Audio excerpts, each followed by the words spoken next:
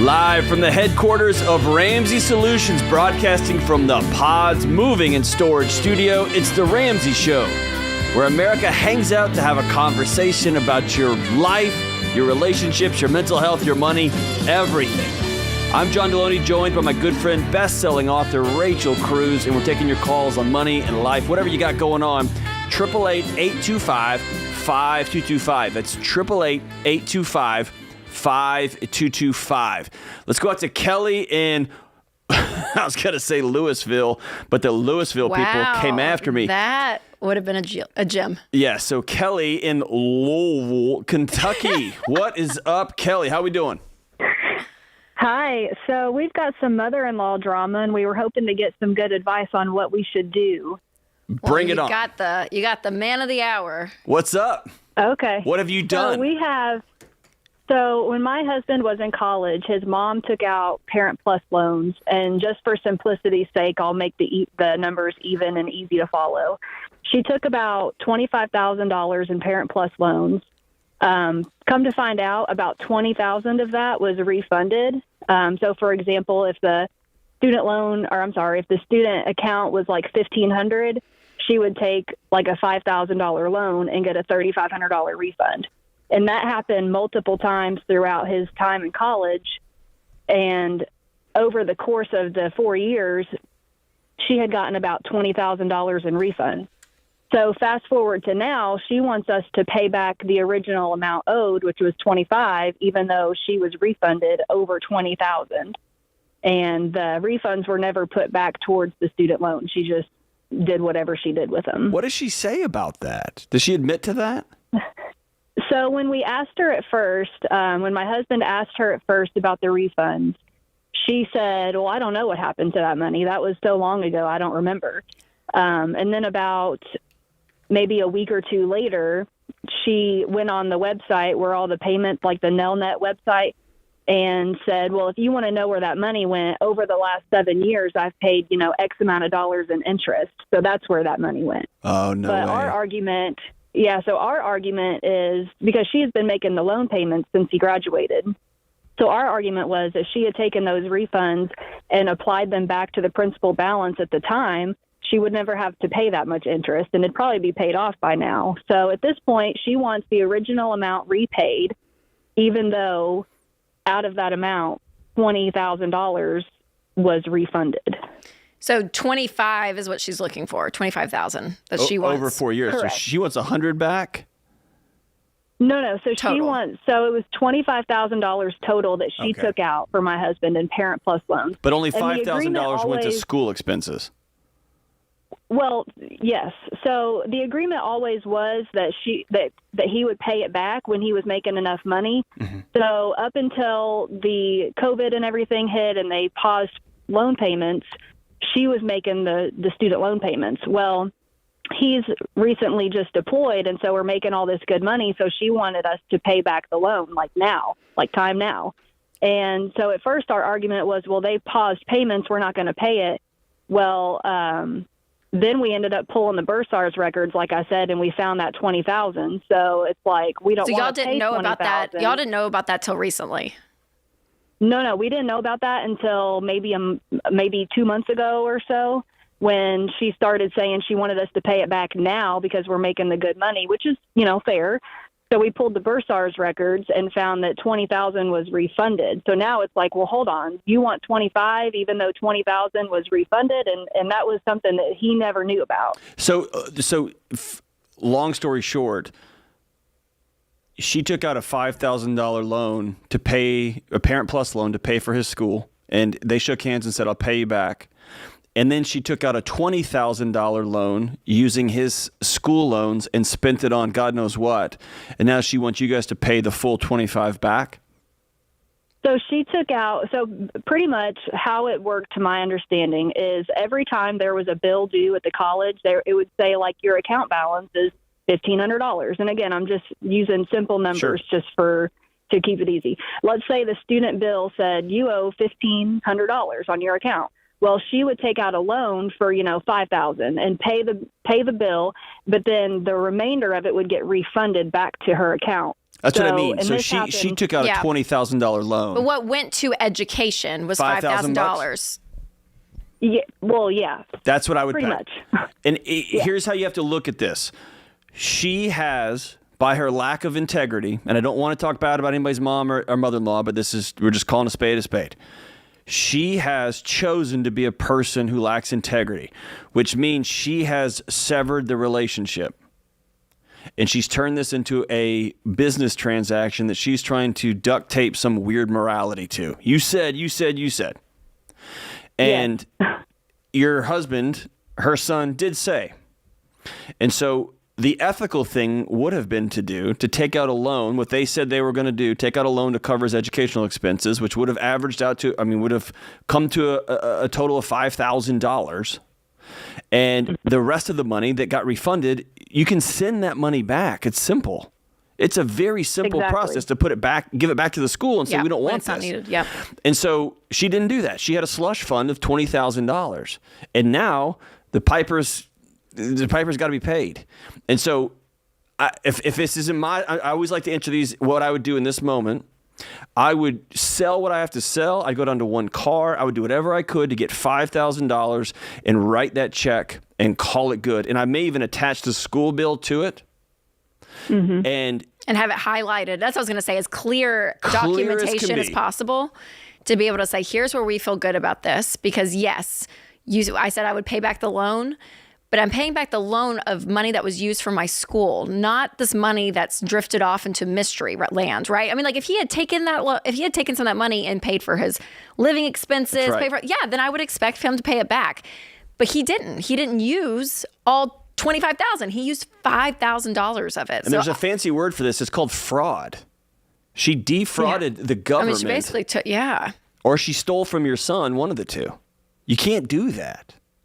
And by the way, this happens all over the place with parents taking Parent Plus loans out and spending that money. Is there a lot of, is she angry about it? Like, what's her, emotional bent towards this? I'm just curious. If she can be reasoned with. Can she be reasoned with?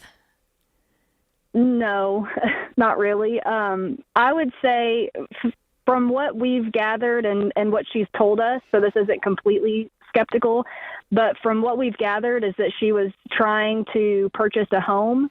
And I think, again, it's a little skeptical, but not completely. We think she's pretty has an urgency to get it paid off so that her credit is in a better place to buy a home. That's why. Well, she should have thought of that before she defrauded the government and stole from her son.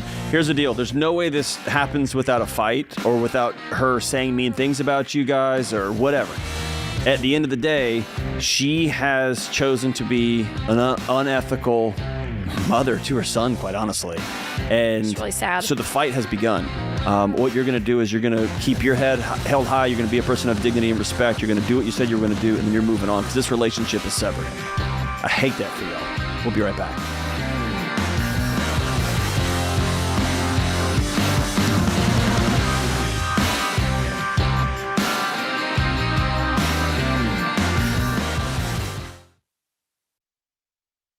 Hey guys, being free to make your own medical decisions is a big deal these days.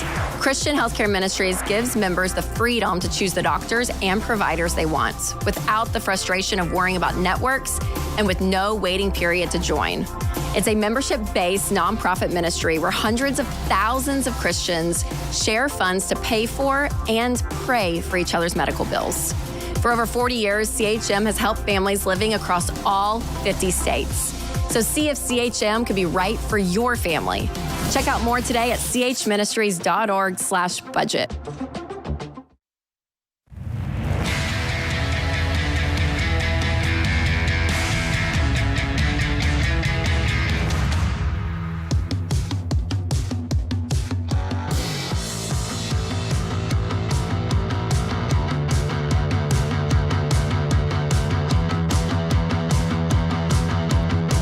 We are back. This is the Ramsey Show. We're talking about money, your mental and emotional health, your work, whatever you got going on in your life. 888-825-5225. I'm John Deloney, joined by my good friend Rachel Cruz.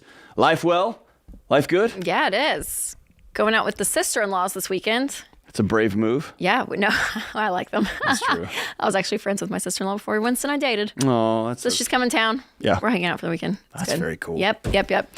Okay, John, one of the pushbacks that I always get, specifically on social media, I'll kind of like make it that umbrella, of anything we teach, any money content that I put out there, the number one pushback that I always get is when I tell couples to share bank accounts.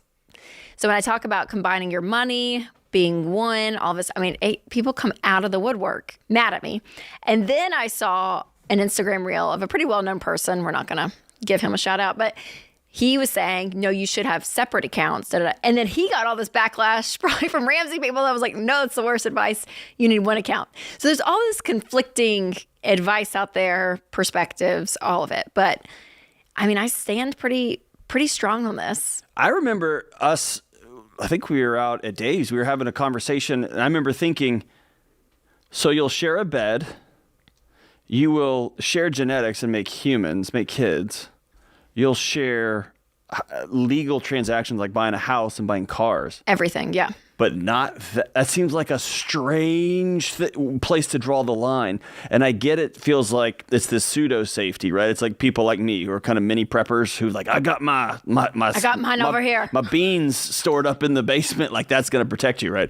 I honestly, it's one of the few things that I outside of an abusive relationship, if you've had an abusive past where somebody like, I get wanting to protect yours. I get that. That's one of the few things, Rachel, that I've tried to wrap my head around, and I just can't. I don't understand the hate you get for telling people you got to split up your bank. You got to share your bank account. Yeah, because I think one of the biggest motivators is fear of divorce. Right? What if he leaves? What if you want to leave and you can't have any money? It's a lot of that rhetoric that's part of this. There's that, and then there's this like independent. Oh, I have my own thing.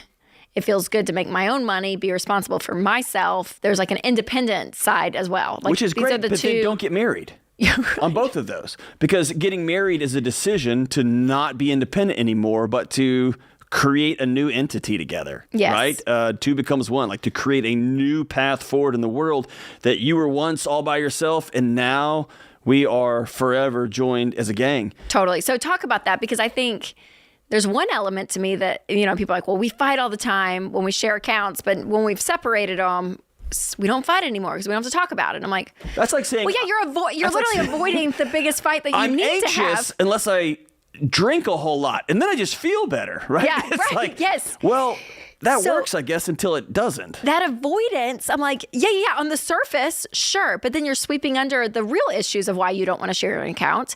And then do you think that habit of, we don't have to talk about it, we're going to avoid it, that seeps into other areas of marriage, not just money? Does it become an idea? I think it reveals I am hanging on to either a tiny little corner of this person I used to be. I've got a fantasy that I'm just gonna be me, but we're just gonna be married now. I think it is not going all in. And I think that's just one of those things that reveals it. Because if somebody says, I refuse to share a bed with the person I just married, people would be like, you're weird, right? That just doesn't make any sense. Right. Unless they snore a lot, and then God bless you, go to another room. Get a CPAP machine. Yeah. But like, there's these other things, like, I'm not ever putting my spouse on my car note. That's just weird, right? Or my house note. That's weird. But this is the one that we're all like, yeah, you go, right? So I get it, but here's the deal. It's pseudo-autonomy. It's not real. Yeah. Because if you get divorced, the judge is going to split it up, right? And it's just not real. Yes. Unless, again, there's abuse or addiction or thing, you know what I mean? Like you're trying to protect yourself. Yes. And you have to create an off ramp. Yep. It's kind of like the last call. Somebody else has already broken that relationship. Right. And now you're trying to stay alive. That's a different thing. But if you're going all in to be married, you got to go all in. Yeah. And then I'm like, I literally was thinking about this. I was like, okay, so before kids, I guess tactically it could be somewhat like, okay, yeah, you get these bills out. But then you get the kids. I just know for us, like Amelia's starting soccer and I have to buy uniforms. I'd be like, well, you buy them. You buy them. Yeah. Like who does the zoo membership? You know what I'm saying? Like I don't understand tactically how you live out life. So on a tactical sense, you guys, it's so much easier to function out of one account on a very tactical, high level surface reason. It's like, yeah, we're all working out of the same pot, so we can figure out, okay, where's our money going? We're getting out of debt. We're putting this money here. It's easy there. And then what ends up happening out of that is like, yeah, we end up talking about life. We end up actually having to trust each other. We end up having to talk. Yes. We end up having to fight. Like, that's all good. Have hard That's disagreements. Good stuff. Yes, because you're all iron sharpens iron towards a common mission, a common goal. Because too, John, I think I've heard people say like, oh yeah, well, we don't fight, or we avoid fighting, or like people that avoid conflict, specifically in marriage, probably in life. Talk to America about this, because you're good at communicating this. But like, you just lose the depth and the richness of marriage if you just are in constant avoidance, right? And it's going to come out sideways one way or the other.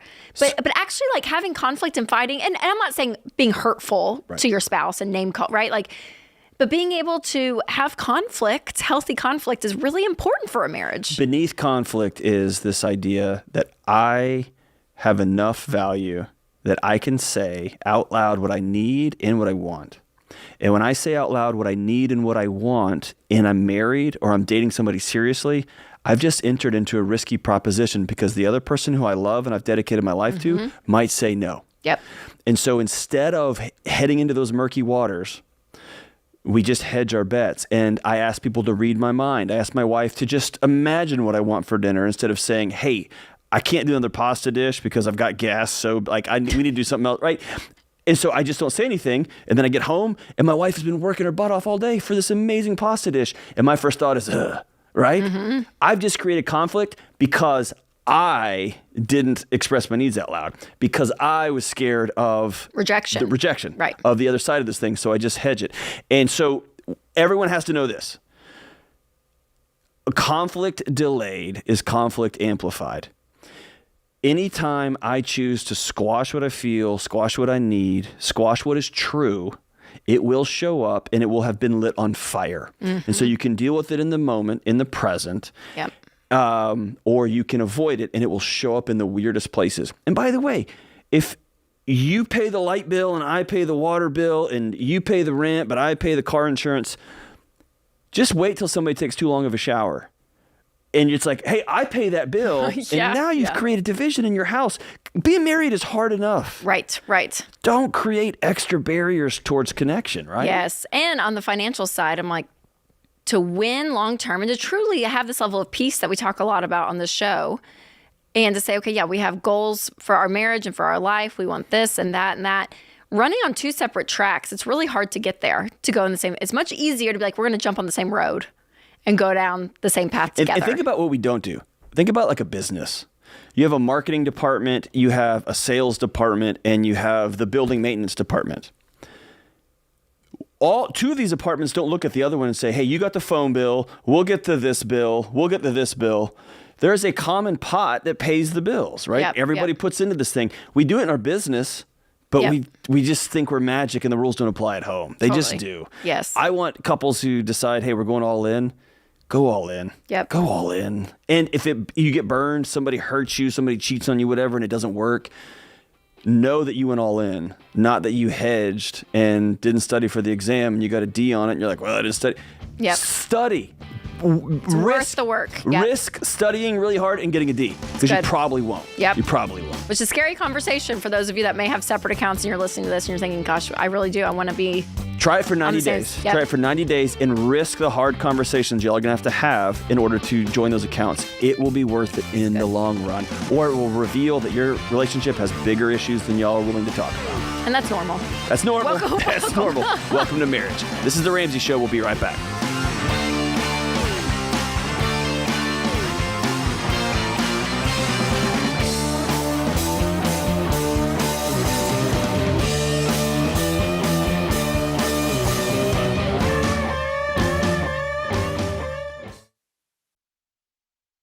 If you're like most people, your home is your most valuable asset. And when you want to make improvements, it can feel like everything costs too much or takes too long. But something as simple as custom window coverings from Blinds.com can completely change your space and add value to your home. We've recommended Blinds.com for over a decade, so you know you can trust them. From blinds, drapes, and shutters to motorized shades, they make it easy and affordable to upgrade your entire home, and their team is ready to help with everything from design consultation to measuring and installation. Plus, there are never any misleading quotes or hidden fees. Everything's backed by their 100% satisfaction guarantee, and shipping is always free. See why Blinds.com is the #1 online retailer of custom window coverings. Go to Blinds.com now and save 40% off selected products. Visit Blinds.com today for more info.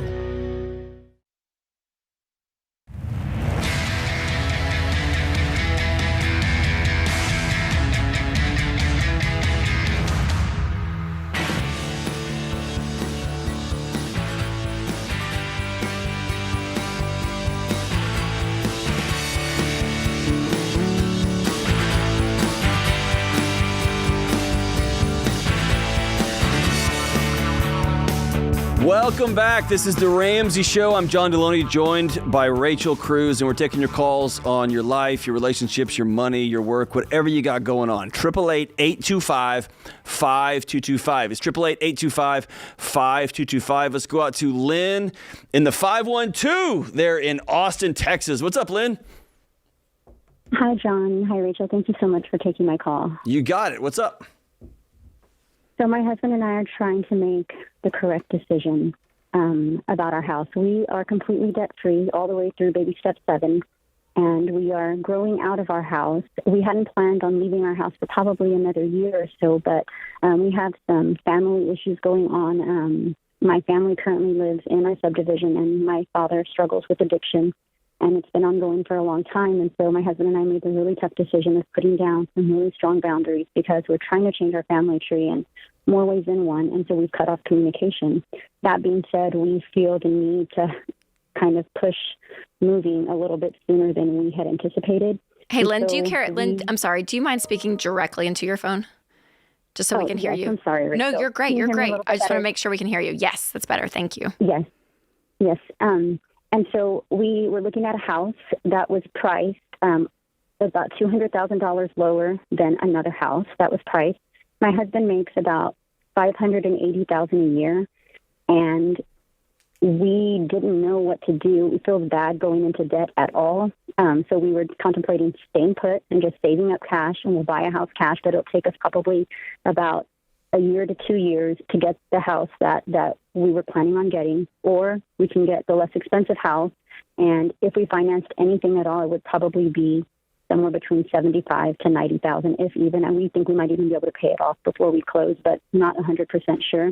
If we get the more expensive house, it would probably take us about 2.5 to 3 years to pay it off. And we worked really hard to become debt-free, and we are just trying to do the right thing and just kind of change our family tree in so many ways. And we are just totally at a crossroads because the right thing feels like either we stay put and just suck it up with my family and just hope that we don't run into them. My son, doesn't keep asking. We just don't know what to do. I just need to tell you how proud of you I am, because what you're doing is very, very hard. Yes, it is. Like emotionally and relationally, that's just tough, man. How old are your kids? We have one son. He's about to be 2. Oh, gee. Yeah, that's tough. Do you live... Is your father in a way that he would just show up at the house, knock on the door, that kind of thing? Like safety issues that you're worried about, Lynn? So I would like to say no, but he has shown up before when he has gone off on one of his binges and shown up one time, and I was at home with my son by myself, and it scared me. It's the one time he's done it. I just don't know what he's capable of. I'd like to say that I think we're okay, but the truth is I don't think that we will feel safe until we have more physical space from both of them, because it's both of them. My mom is very codependent with him, and that's why we've had to cut off communication from both of them, which was so hard because it's just not healthy. It's very toxic, and I feel like as a parent, I don't parent as well as I could when all of these things are going on. I just want to be the best parent and wife I can be, and I can't be that when they're so close in proximity. I just applaud you for recognizing what you need and what your family needs, and then being willing to make the hard call. Most people in your situation wouldn't have the courage to do what you're doing. That's incredible. So I've got a couple of principles that I live by, and so I'm going to put the principles out, and I'm going to give you an idea, and then Rachel, I want you to tell me if this is crazy, okay? Principle number 1 is I don't let somebody else hurt my family. And so that is both physical, that is both show up in the middle of the night if I'm unsafe, right? That might be getting a relationship with the police, that might be moving, okay? That also means I'm not going to the best of my ability, I'm not going to put my family at risk financially either. And so I don't want to violate my principles in an escape route unless I absolutely have to. I don't want to drive 110 miles an hour unless somebody's going to die if I don't do this. And so that's the first principle there. I want to hold my values. And for you and your family, one of your core values has been, we don't borrow money. We work too hard to get here.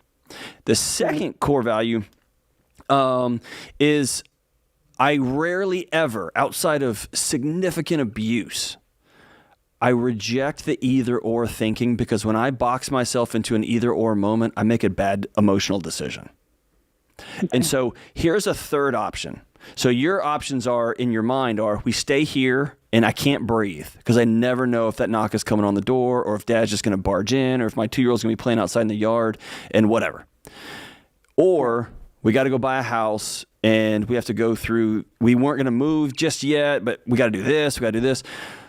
A third option may be we sell our house ASAP, and we might do it with no sign in the yard. So we might even take a little bit less and get it sold. Tell the realtor, hey, we don't want to market this thing, but we want it just gone. And there in Austin, you'll get a good return on it. And we're going to rent for a year or 2 years. Okay. And we're going to give ourselves a chance to breathe, because what I want you guys to do is to go towards something, not just sprint away from something. Because you're going to end up buying a house that you can't afford. You're going to end up buying too small of a house. And within 18 months, your husband makes $500,000 a year. You're going to be so mad that you didn't buy the house that you actually wanted. Yeah. And you just find yourself in this little limbo. Right. So go rent a house. Y'all make so much money. You can rent a nice house. How much can you sell your house for, Lynn, today, do you think? We can sell it for about $450. About $450, okay.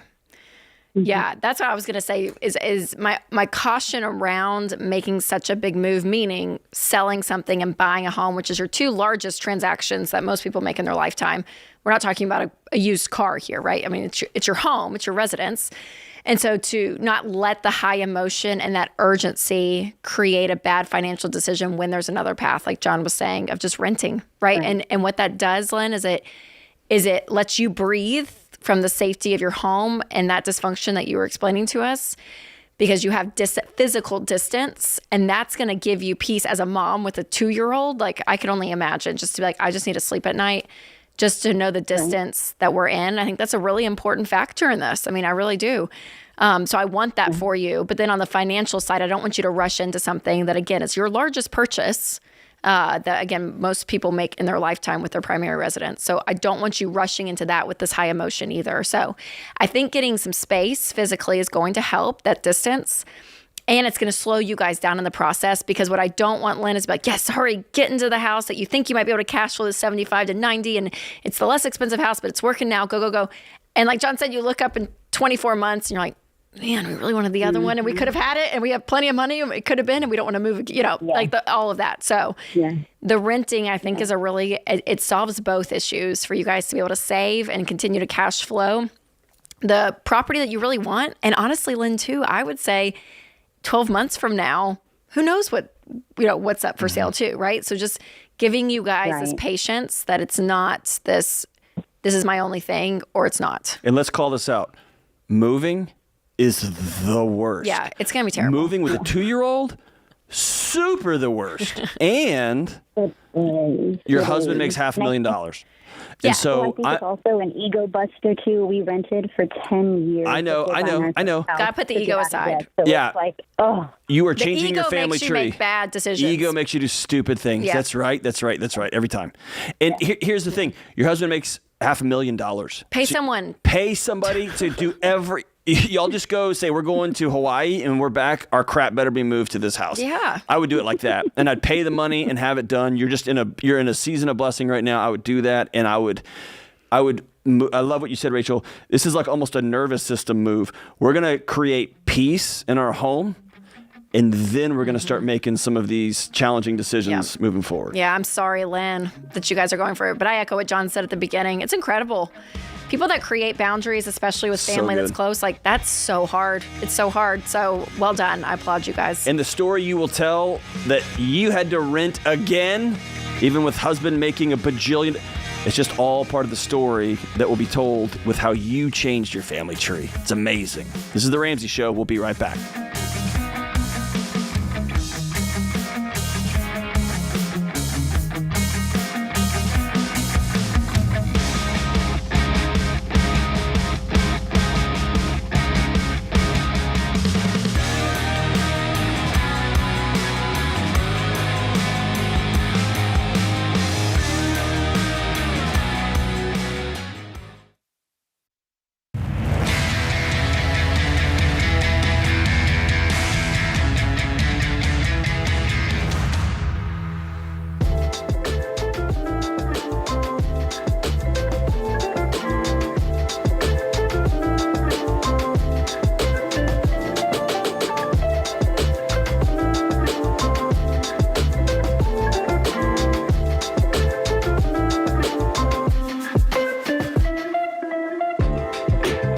Hey, listen, paying off debt is smart, and saving and investing is smart, but there's one key to winning with money that people overlook all the time, and that's protecting your finances from emergencies.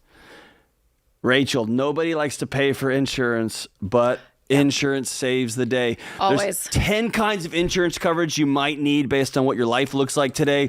So we've built a tool called the Coverage Checkup to show you what types you need to add, drop, or adjust. We'll even rank your coverage list by importance and tell you, hey, you got to do this one right now. And we're going to email it to you and connect you with Ramsey trusted insurance providers so you can get your plan in place fast. And Rachel, here's what's important about these kind of ads.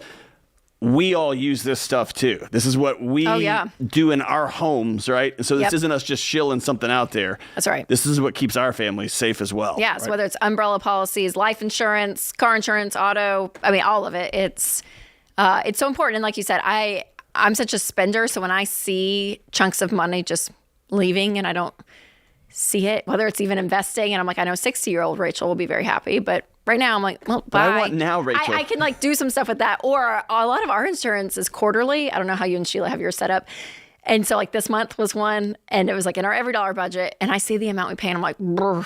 But then our roof, something happened because there was a hailstorm and all this stuff. Hey, we gotta check to fix the roof. And I'm like, well, that's kind of nice. We do ours on the annual plan, and it hurts. It's not fun. It's a not hurt fun. month. I know. But then also, when stuff happens, you're like, well. Not to bring down a room, but I've sat with too many widows who have lost their husband. They look at, and it's just a hollow look, and they say, what do I do now? Right. Yep. So future John, that, God forbid something happened to my family. Yep. Is going to be really grateful that we did this. So listen, visit RamseySolutions.com/checkup.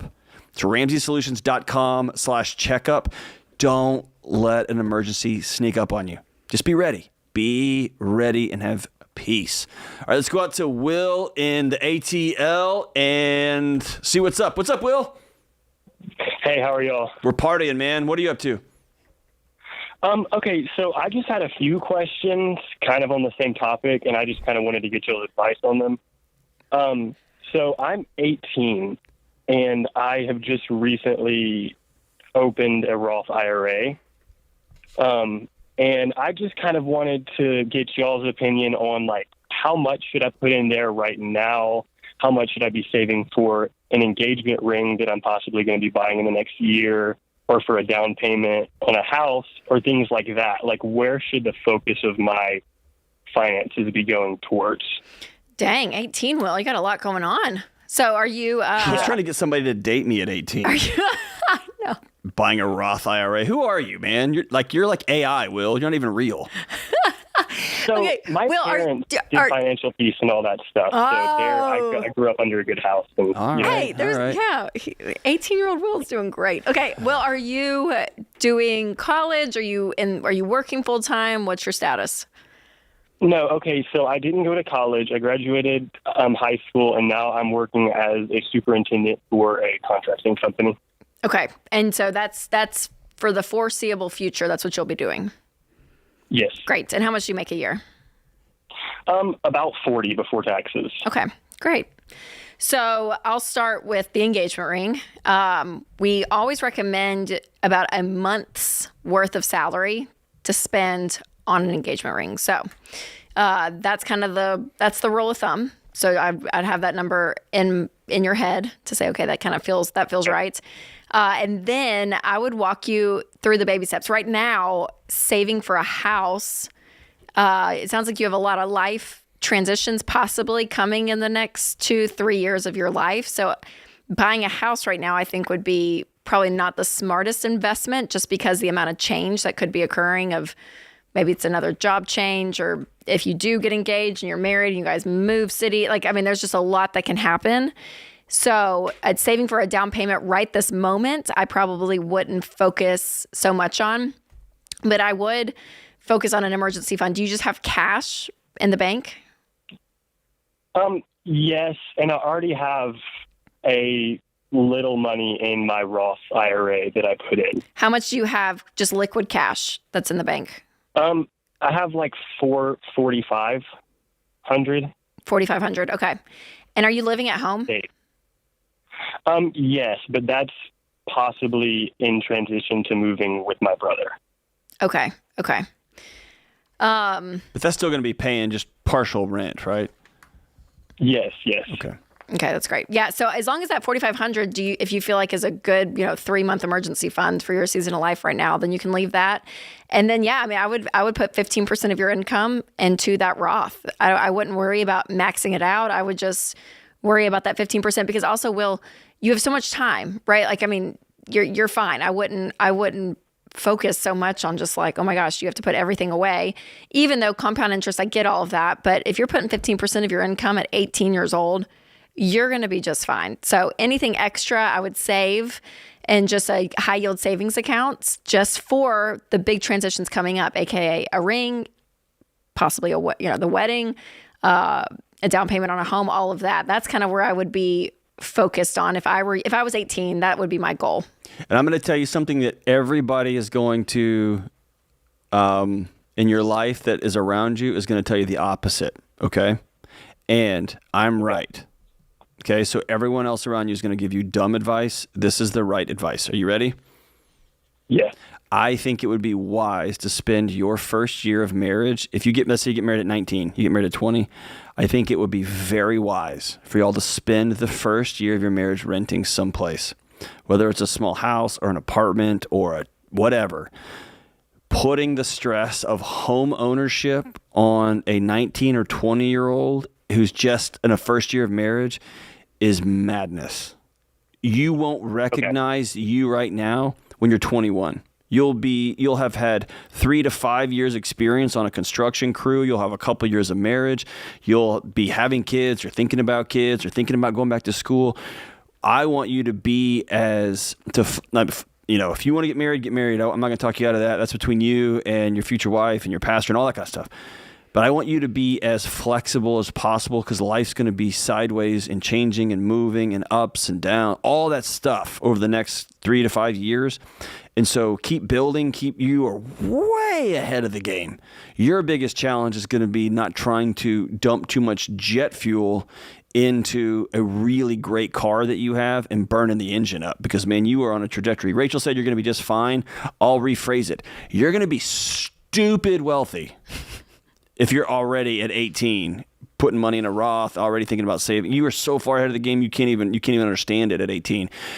So I want you to have as much joy in your life and be flexible and be learning and working, not stressing over a new roof, or we need to fix this, or we got to fix the bathroom, all that kind of crap that comes with home ownership. Does that fit? Is that cool? Again, Will, just 15% of your income into that Roth.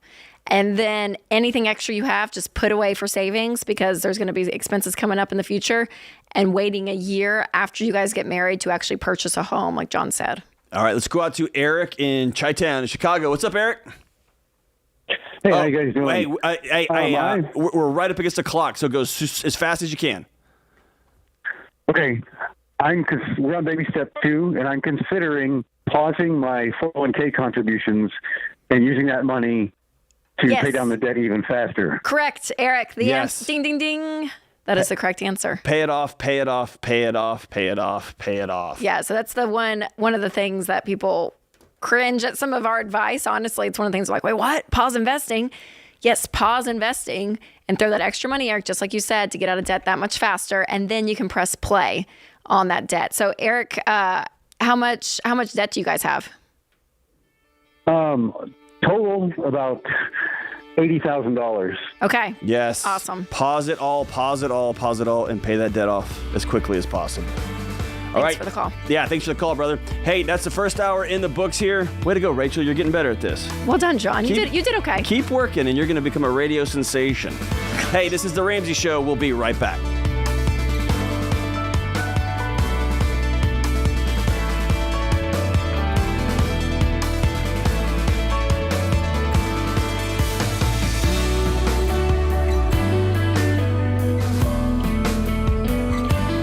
Hey, it's Dr. John Deloney. If you love the show and want a deeper dive on your money journey, we have a weekly newsletter that gives you trending and helpful articles and tips on following the Ramsey way. Just go to RamseySolutions.com today to sign up for our newsletter. Again, that's RamseySolutions.com to sign up for our weekly newsletter.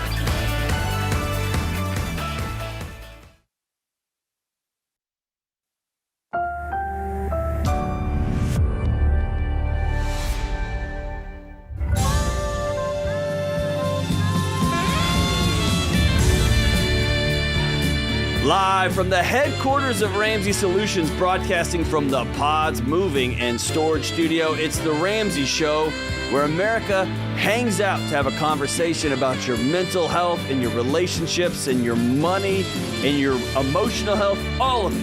And I'm John Deloney, joined here by Rachel Cruz, and we're taking your calls toll-free, 888-825-5225. That's 888-825-5225. Rachel, we doing well? Doing great. Hey, listen, before we take a call, we have to shout out our friends, Joshua Fields Milburn and Ryan Nicodemus and TK Coleman, otherwise known as the Minimalist. Three in this world that we're in. There's really extraordinary people, and then there's some tough people to be around. And they may be three of the most extraordinary guys. They have their documentary that has been seen by over 80 million people, right? So good. And they're rolling it off of Netflix onto YouTube, I think this Sunday? I think it's this weekend. Sunday. Yes. Yep. So make sure to check it out, you guys. And they're doing I want to say a no ad version of it. So the more traffic that goes to it, the better. Just to help them, because the algorithm and stuff of all these things, you know what I mean? So it's an incredible documentary, and just to support them, because it's the basis of so much of what we talk about on this show, how materialism, consumerism has taken over our lives here in America, which is one of the routes that has caused so much debt. So the beauty in just the simplicity of what really is true in life, what is really true in life. So they are incredible. So make sure to check that out. And just a little peek behind the scenes this summer, when I was finishing up, I don't say finishing up, it was about halfway through with a new book that I'm working on. I got stuck in a way that I realized I wasn't living some of these things I was writing about, and I didn't know where to go. And one of the first people, I was like, I got to call Josh. Oh, right? So good. Yeah. He's somebody, Ryan is somebody, TK is somebody that I trust when I need some insight into something. And so they're great people behind closed doors. Their documentary is amazing. So check it out on YouTube this Sunday night. The Minimalist. It's The Minimalist. We're pretty excited for them. Good for them. All right, let's go out to Hannah in Boston. Let's see, Hannah, where are we at? There you are. Hey, Hannah, what's up? Hi, how are you? Partying. How about you? I'm good, thank you. Thanks so much for taking our call. Of course. Thanks for calling. What's up? So my boyfriend and I we're both 22. We're going to be graduating college within the next year, and we're kind of hoping to figure out some way to move out within the next 2 to 3 years. We're just a bit worried as we're going to have pretty significant student loans combined, and I'm going to be a teacher, so that salary isn't ideal. So we're just kind of hoping to find the next steps, how to set ourselves up for financial success, essentially. Yeah, it's a great question. So I would say my first piece of advice, Hannah, is when you are not legally married, to not combine finances. So you kept saying like our student loans are going to be significant and all that. I would keep things very separate and very clean until you guys get married. So how much student loans will you have, Hannah? So I'll have about $30,000, and then Brett will have roughly $120,000. Okay. And Brett, what's he doing? Is he going to be a doctor? No, so he's actually going to be a mechanical engineer, but he went to school out of state. Oh, that's good. That's fine. Yes. Oh, Brett. Yeah. Oh, Brett. Yes. We say it all the time. So for you, Hannah, you said you'll be graduating next year. So so coming up in May. Yep, May. That's great. Okay. And are you, what else financially, where are you at? Do you have any money saved? Are you working? Yes. What's your status? Yeah, so I do work as a nanny in addition to being a full-time student. So I do have roughly $10,000 saved right now. And we don't have any other, loans. Our cars, we bought them outright. So it's really only the student loans that are the concern. Okay. And,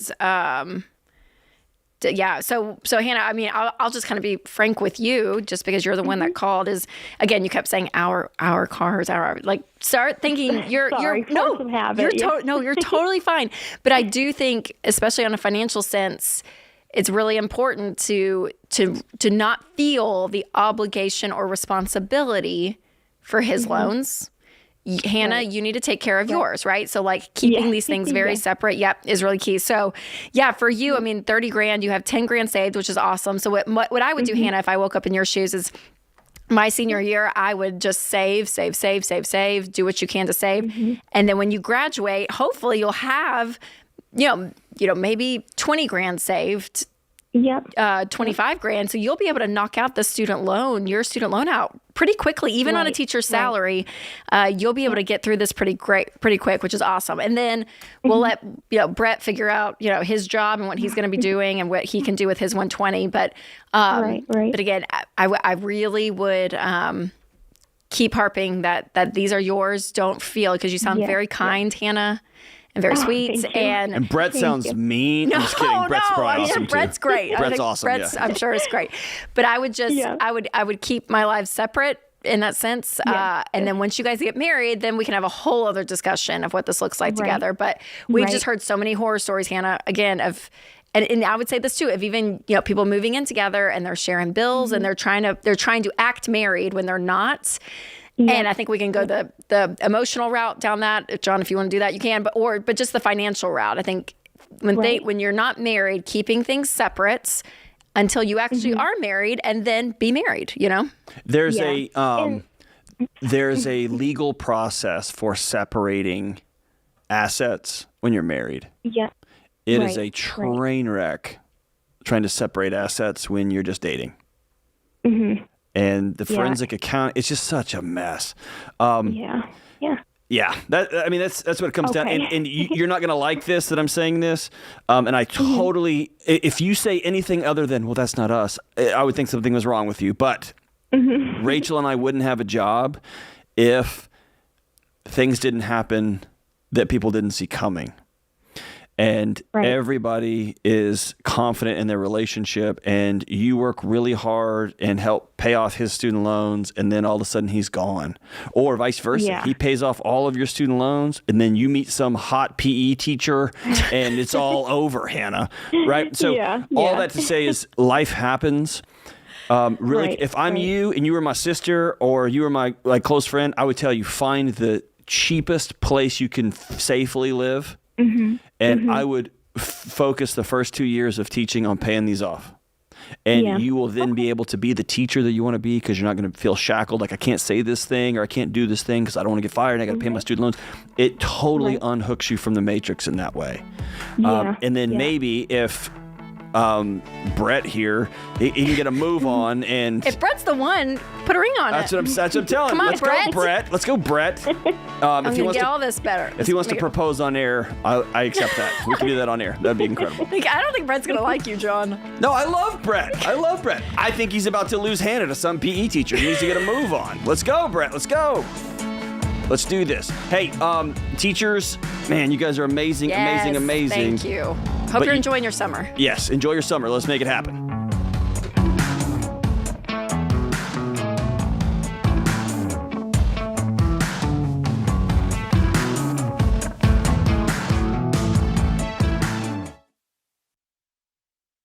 Hey, Dr. John Deloney here.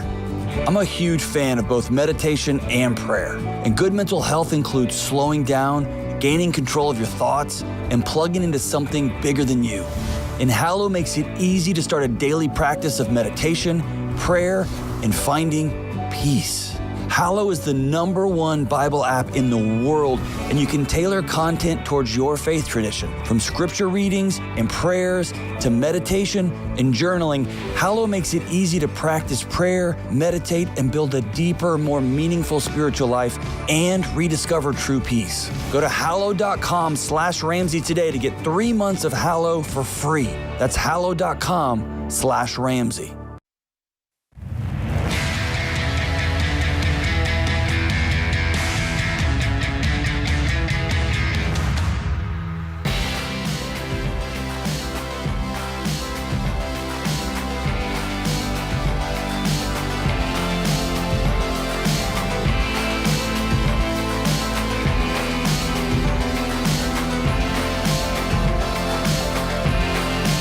Hey, welcome back. This is The Ramsey Show. I'm John Deloney, joined by Rachel Cruz, and we're taking your calls on money and life. Let's go to Michael in Norfolk, Virginia. What's up, Michael? How we doing, brother? Hey, how you doing? How you doing, John, Rachel? Outstanding, man. What's up? Hey, so I got a quick question for you. So my family and I were on baby step 6. We have no other debt other than the mortgage. And don't freak out, but I've lost a lot of money in crypto. Yeah, you have, Michael. Yeah. Hey, are you on speakerphone, man? I'm not. Are you having a tough time hearing me? Yeah, it's a little bit distant, like you're talking to me through a toilet paper roll. Can you talk directly into the phone? Yes. Give me 1 second. Let me see if I can get a little louder. Is that any better? Yeah, much better, that's Michael. Great. Thanks, Michael. Okay, perfect. All right, perfect. I took the case off again. Okay, so I lost a lot of money in crypto, and I felt like I just completely failed my family. So it was a dark place during that time. I've been studying, researching ways to recover, but ironically, I was taking all the baby steps without any knowledge of this program, which was kind of cool. But my question is, so I'm active duty military, and I know the next step is to invest the rest of our savings towards the mortgage, which we have about $51,000 in Vanguard mutual funds. However, we're a little bit hesitant to do that because right now it's $268,000 for the mortgage, 2.25 interest rate. But I'm in the military, and I could transfer around 2025. So at that point, I think that would commit us to sell the home. Do we buy another house, or do we just rent this house and rent this house out and rent at another location? Because I don't know how the baby steps would tie into somebody who would have to sell their home. Sure. Yeah. So what I would recommend, Michael, is I would still make that the goal of paying down the house, because you're going to get it back in equity, right? So when you guys sell, you'll be able to have the equity, because what ends up happening is that we see sometimes is that people earmark and say, okay, well, I have this money saved over on the side, and I could put it towards the house, but we could keep it for a down payment down the road, or we could use it, for something else, or with the intention of using it still for real estate. Instead of paying down the home, we'll use it for a future home. But life ends up happening, and you end up taking money out of that account that was supposed to be directed towards your real estate, but it's actually being directed towards a vacation or a new car or something, right? So the money ends up not doing what it's supposed to be doing. So I would still keep paying down the house because, again, you're putting money into the home. You're going to get it back out when you guys sell. And then when you guys move in 2025, then I would sell that, get all that equity. And if you guys are going to be somewhere short term, for most active military, we recommend renting because we would want you to be somewhere for at least 5 years to actually own a home. And so it makes things easier not to be a long distance landlord, so to sell. And then if you're going to be somewhere less than 5 years, to just rent. And you can keep that. Yeah, a Vanguard account's great. Put it, yeah, that's still a great option. I think Vanguard's still great. Or you can just do a high yield savings account because right now you're getting close to 5%, which is crazy. But that's more kind of your short-term mentality. Right. Do you know when you'll be out of the military, when you're going to retire?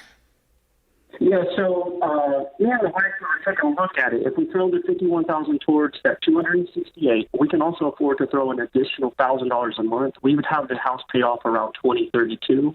That would be around the same time of my retirement. Okay. Yeah, but you guys are going to be moving, though. Maybe. Potentially. Yeah, so okay. that's kind of up in the air. Yeah, okay. We could actually stay here up until 2032, but okay. Anything could happen, essentially. And right. Michael, that is what I want you to hang your hat on. So I'm going to tell me if I'm wrong at any point. You work in the military. Okay. You are active duty. You hang around with a lot of active duty guys. Y'all have a lot of, this could happen and this could happen. And quite honestly, you see things that the average civilian doesn't. And that was why you put all the money in crypto, because this is going to happen, bro. And then it didn't. And so you're a guy always looking ahead to try to keep everybody safe. That's your job. That's your life. That's what you do. And I would challenge you to look back 2.5 years at what happened in the world, just from right now. And then cast forward and think about 2025 or the middle of 2025. We'll have been through another presidential election, God help us all. We'll have been through who knows what geopolitical nonsense. All that to say is you don't know. And so if you have orders, if you've got paper in front of you that says 2025, we're shipping you off to X, Y, and Z, I think this is a different conversation. But I think what has gotten you in trouble in the past is trying to guess the future and trying to somehow hack your way towards safety. And the biggest concerning thing you said is, I feel a lot of shame about losing money in the market, and I'm trying to make it up. And when we make it up, we end up making an emotional, rash decision, and we do something else goofy. I would tell you the greatest gift you can give your family right now is the gift of stability. Here, we're going to slowly march these baby steps. We're going to keep them rolling. And if I get papers that say we're moving, then we're going to make that decision when we get there. Maybe we have an extra deep freezer with some meat just in case. But we are going to do this thing methodically. And that's going to be my gift to my family. Not this illusion that we're going to somehow avoid the meteorite if it happens to come one day, someday, maybe, possibly. But we're just going to slow and steady wins the race. Does that make sense? Yeah, that absolutely does. Thank you, John. I know that's the worst. I know it's the worst. But Michael, too, from a tactical, I'm going tactical, but I just want to make sure, Michael, that you still have some cash that's available to you for an emergency fund. So make sure you do that. Don't throw all. Okay, just don't want to throw all the cash. We have about a 4-month emergency fund set aside that's completely separate. Okay, great. Excellent, That's excellent, That's excellent. awesome. That's fantastic, man. Well done. And thanks for your service, Michael. Yeah. I really appreciate you guys. Good for you. Hey, and thanks for just being one of those guys that you made a dumb mistake with money and you owned it. Mm-hmm. And now you're looking to the future to be a good steward of your financial resources for you and your family and your community. Good for you, man. It's awesome. So many people just hide and run, and they just spend all their time on YouTube, and that's not you, man. So good for you. Let's go out to ATL and talk to Brandon. What's up, Brandon? Hey, what's going on, John and Rachel? How are you? Excellent, excellent. What's up, man? Not much. So I had a quick question. So my wife and I, we just paid off our last $20,000 in student loans. Yeah, congratulations. Yeah, thank you. We're so excited. But we're now looking into rewind a whole 2 days, and I got accepted to a part-time MBA program. And I'm trying to figure out if we're in the right spot financially in terms of the baby steps to go ahead and take that on. All right. So you guys are completely debt-free because you just paid off your student loans, I'm guessing, right? Correct. Cool. That's great. Correct. Do you guys have savings at all? Yes, we have about $19,000 in the bank right now between checking and savings. Okay. And then like a tiny amount in a non-retirement investment fund. Okay. And are you guys both working? Yes, so I make about $70,000. My wife makes about $55,000, so $125,000 gross between the two of us. What is this MBA going to get you? So doing the projections and the field I want to go into, which is just financial analytics, it looks like this could get me probably about a $40,000 raise from where I am today. So it's really career growth. Okay. Are you able to are you going to be working while you're doing this, or would you just go to school full time? Yeah. Okay. Yeah, And so it's a part-time evening MBA. Okay. Cost would be about $7,000 to $10,000 a semester, but Okay. I've also got a $2,000 scholarship and potentially a $5,000 tuition reimbursement from my employer. My gosh, so you could have it paid for. Get accepted, which I still have to figure out. Which you could have it paid. I mean, so that would pay for everything. Well, it'd be a one-time $5,000. Not like per year. Yeah, so the $5,000 is a yearly amount. Yearly, okay, every wow. year. That's awesome. Yeah. Yeah, so, I mean, Brandon, yeah, you are in a position totally to go back to school as long as you're cash flowing it, which you guys could. Even if some of this didn't come through, you guys make the money to be able to cash flow it. And a paid-for MBA it's a great arrow to have in your quiver. Yeah, for sure. I mean, and the ROI's there, like you said, you've already run out the numbers, so it's an extra $40,000 per year that you'll make. So yeah, I mean, go for it. Go for it. Don't It's pay. awesome. I pause paying off your house and cash flow yourself through college, Yep. and then make a run at it. Good It's for you, awesome. brother. Good job.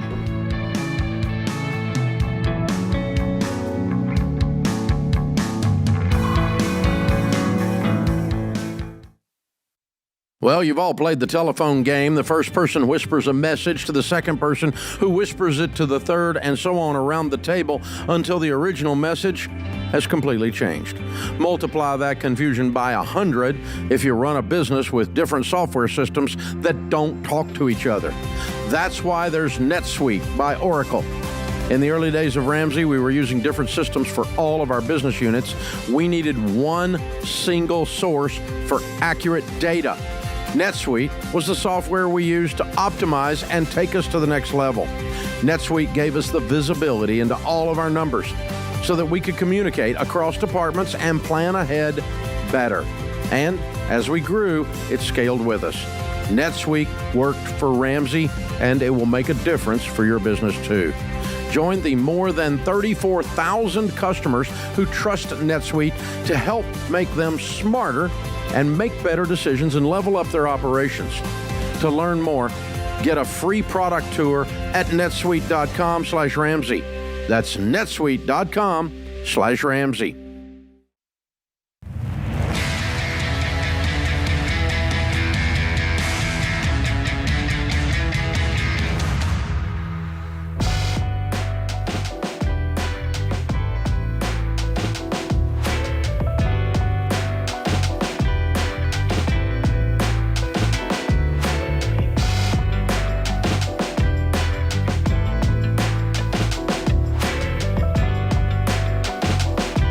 Triple 888-825-5225. This is the Ramsey Show. We're taking your calls on money and life. I'm John Deloney, joined here by Rachel Cruz. Let's run out to James in Knoxville, right down the street. What's up, James? Hi, Rachel. Hi, John. How are you? We're great, man. How are you? Well, better than I deserve. Outstanding. Outstanding. What's up, man? Well, I was just reaching out. I'm a little discouraged right now with home ownership and eventually getting to the point of buying a house. I'm currently on the plan, and I'm not too soon to finish up baby step 2, but soon enough. But I'm a teacher, and it's with the salary versus the home prices in the area. It's just really discouraging to know if I will ever be able to own a home. Yeah, no, I hear you. So how old are you, James? I'm 30. You're 30, okay. And how much do you make a year? Between my teaching job and all of my other jobs, right at 60. Okay. And what part of Knoxville are you in? in the south area of Knoxville. Yeah. So what are homes going for down there right now? Well, looking within the area, I'm going to say reasonably about $300,000. Okay. Do you have a family? I do not. Okay. No, ma'am. Great. Well, I mean, I can share in the frustration of the market. I mean, it's been a wacky few years for housing. It's stabilized, which is great, but also the values and everything are up. Obviously, interest rates are higher than what they were at 2% back in the day. So I understand the frustration, and the hard thing is, James, when it comes to money and looking at what you can afford, is it's really looking at the math. And John talks a lot about this, that facts are your friends. And even though we have emotions around things, whether it's talking to an 18-year-old and they want to go to a private out-of-state college, but they can't afford it, they're frustrated about that. And I get that. They're going to have to choose a different option, right? So what I would say to you, James, is that I don't think that it's not out of the picture. I mean, making $60,000 you're doing great. And, you're single. So even what type of house or type of living situation, residence you're looking at, you could even open up the door to options of a townhome. Owning some type of real estate is a great goal to have for your overall financial picture. So I would continue to tell you to go there. It may take you longer to save up a 5-10% down payment for something, but I wouldn't take it completely out of the question. But where you're looking and the type of home you're looking at may have to shift. That expectation may shift, which is frustrating, and that's not fun and all that. But I think the reality of where you're at is what you have to focus on. So, James, tell me if this is part of the frustration too. My dad was a policeman, and I remember the frustration. He never said this out loud, but it was just in the air of our home. This idea that our local community paid policemen so poor that he took a job with public service and didn't have enough money, barely had enough money to buy a house. And we struggled with groceries sometimes. And we had a one-car house. It's not like we lived this extravagant, crazy life. And then, brother, I was a public school teacher for a few years in Texas. I couldn't have bought a house, and that was before the numbers went crazy. And I remember that same sense of, I went to college, I got a degree, I'm a teacher, and I can't buy a home. Like, I remember that haunting. My wife was a teacher for years, that same thing.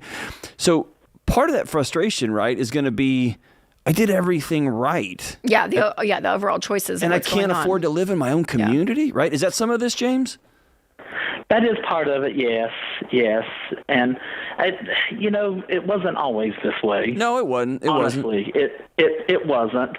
And even looking at, going back to Rachel, looking at townhomes, you can't even find a townhome for a decent price. Yeah. Everything in the area... They get gobbled up for college students. Rachel's right, and I hate to second her on this one. Is we can't get a pass on math, and so the questions you have to answer that nobody can answer for you are: is this the career path forward for you? Or am I going to have to commute a little bit further because I was put on earth to be a teacher? Or I'm going to take my skills that I've developed over the last X number of years as a teacher, and I'm going to apply them in this setting instead of this setting. But the math part doesn't change. And those are all questions we don't want to answer. We don't like those. They're not fun. Like they weren't part of the script we were given in high school. And we were told if you just go to college and get a degree, everything's going to be fine. That wasn't part of the script. And so I think it's having that honest conversation with yourself and recognizing, how long have you been on baby step 2, man? Probably a little over a year. Dude, you're at beatdown stage.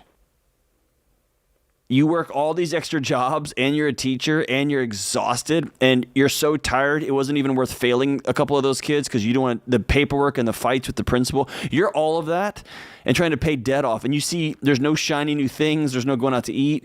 you're at the frustrating part of baby step 2, right? I could agree with that. I could agree with that. I absolutely could. Yeah, so I guess at the end of the day, I wish there was a magic pill, Rachel, that we could give people like James. I know the Knoxville area, so I'm thinking like the Powell area, South Doyle. I mean, like there's places, James, of just, and again, if it means driving another 20 minutes, that may be it. And that's the frustrating thing about the whole housing conversation, James. And you're not the only one we've had this conversation with. And our own team has experienced this as they're trying to find houses. Like, I get it. It's so annoying to think, gosh, 2019 was just a different world that we live in versus today, what I could have gotten versus what I do now. And it's just it is this it's this level of grappling with reality that you have to be able to say, okay, if I want this, I have to believe I can, and not in some like fairy tale way, naive way, but to be able to like, I really am going to lay out a plan between now and the next 5 years that I have a goal to own something within real estate. So what does that look like? Does that mean possibly changing careers? Does that mean looking and broadening where I'm looking? Because I have confidence, James, that you can do this, because we talk to people on the show all the time that make these decisions, but it's not overnight. And like John said, where you are in the process, you're in a hard spot, and you still have baby step 3 to save up for an emergency fund, right? So you're still years out for this, and the world could look a whole lot different in 4 years, James, when you're actually seriously looking at purchasing something or starting to save for it. So give yourself some time. It is a marathon. This whole thing, it is years. It's not this instant effect that you're going to have these new results overnight. It's just not. And so I wish we did have a magic pill, man. We could just hook and that's up what's the frustrating teachers. about this industry is I feel like there are things out there that are like flashy and like, oh, just do this and this and this and this. And people get into those things thinking they're going to get a quick turn, and then they get screwed and they lose money. So it's like, this is the smartest, wisest path, but it's slow, James. It's slow, and I get it. It's not fun, but one of the cornerstones of emotional health, one of the cornerstones of relational health is owning reality. Just choosing reality. Here is where we are. And as hard as that is, I promise that the work your body is doing, being frustrated about this and being mad about that and wishing for this, that energy spent is energy that could be going into solving a real challenge that lies before you. So if your marriage is sideways, avoiding the conversation does not heal that. Yeah. Being a world-class teacher in a great part of the country, that doesn't change the math of I want to own a home. So like Rachel said, okay, 5 years. What's it going to take for me to do from here to there 5 years? And I'm going to just echo this too, John, because we feel this in our county here in Nashville. How frustrating it is that teachers aren't paid what they're worth. I know. And they can't even live in the county that they teach. Like, that's frustrating. So all you legislators who are just throwing sand at each other in your sandbox, pay teachers and cops for God's sakes. Good grief.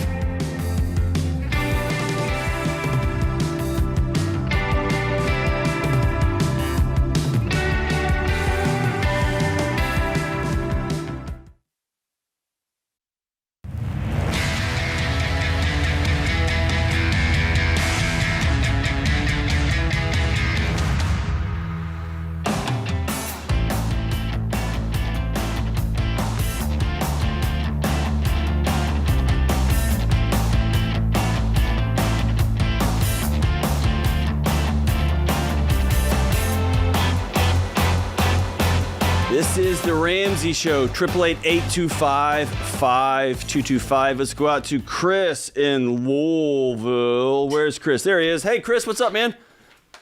Thank you for taking my call. How are we doing? We are partying. That's probably not totally true. We're at work, but we're doing good, man. How about you? Oh, too good to complain. Too good to complain. Excellent, man. What's up? How can we help? So I'm a physical therapy student. I'm about to graduate in a year. I'm happily married, and we're operating right now solely on my wife's income. We both opened up our Roth IRAs last year, and we're not quite saving enough this year to fully fund them. We have a fully funded emergency fund with $18,000 in excess in a high-yield savings, and we have $21,000 in a brokerage account invested in mutual funds. So our question is, do we take out money from our brokerage account to fund our Roth IRAs this year? Are you cash flowing your PT school? Yes, sir. Good for you, man. Yeah, that's great. So how much is your wife making? She's making $45,000. $45,000. Okay. And then you have not been working, but you will be, I'm assuming. I work in between semesters, so super part-time. Okay, that's great. So you guys have no debt. You have good savings for an emergency fund, and that 18 may even be high, depending on what your expenses are. So honestly, Chris, I wouldn't look at maxing it out. I would just fund 15% of that $45,000 into the Roth. Does she have a 401k? Yes, so we both have Roth IRAs on our own, and then she has a Roth IRA through her company as well. Her company matches up to 3% right now, and so she's contributing 3%, and then perfect. They contribute 50% of 6% after 6 months of her being there. Okay, so I would concentrate on that 3%, and then the other 12% I would just throw at the Roth, whatever that math ends up being.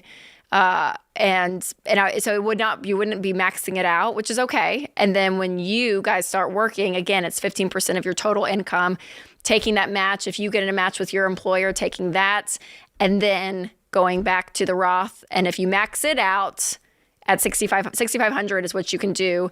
That's the maximum in 2023.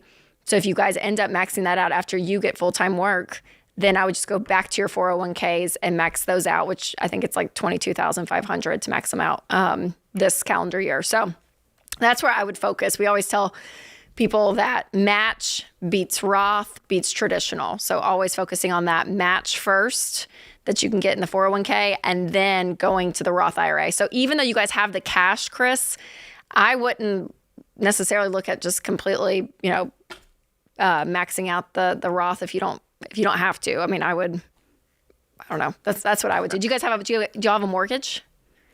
Yes, we have about $105 left on our mortgage. Okay. But we're looking to move in about a year or two. Okay. So I would focus at using some of this money, even in the brokerage account, to throw at this mortgage and kind of get some equity in the house. How old are you, Chris? 24. 24. You guys are doing great. So y'all are doing awesome. Have you got to do a clinical rotation yet?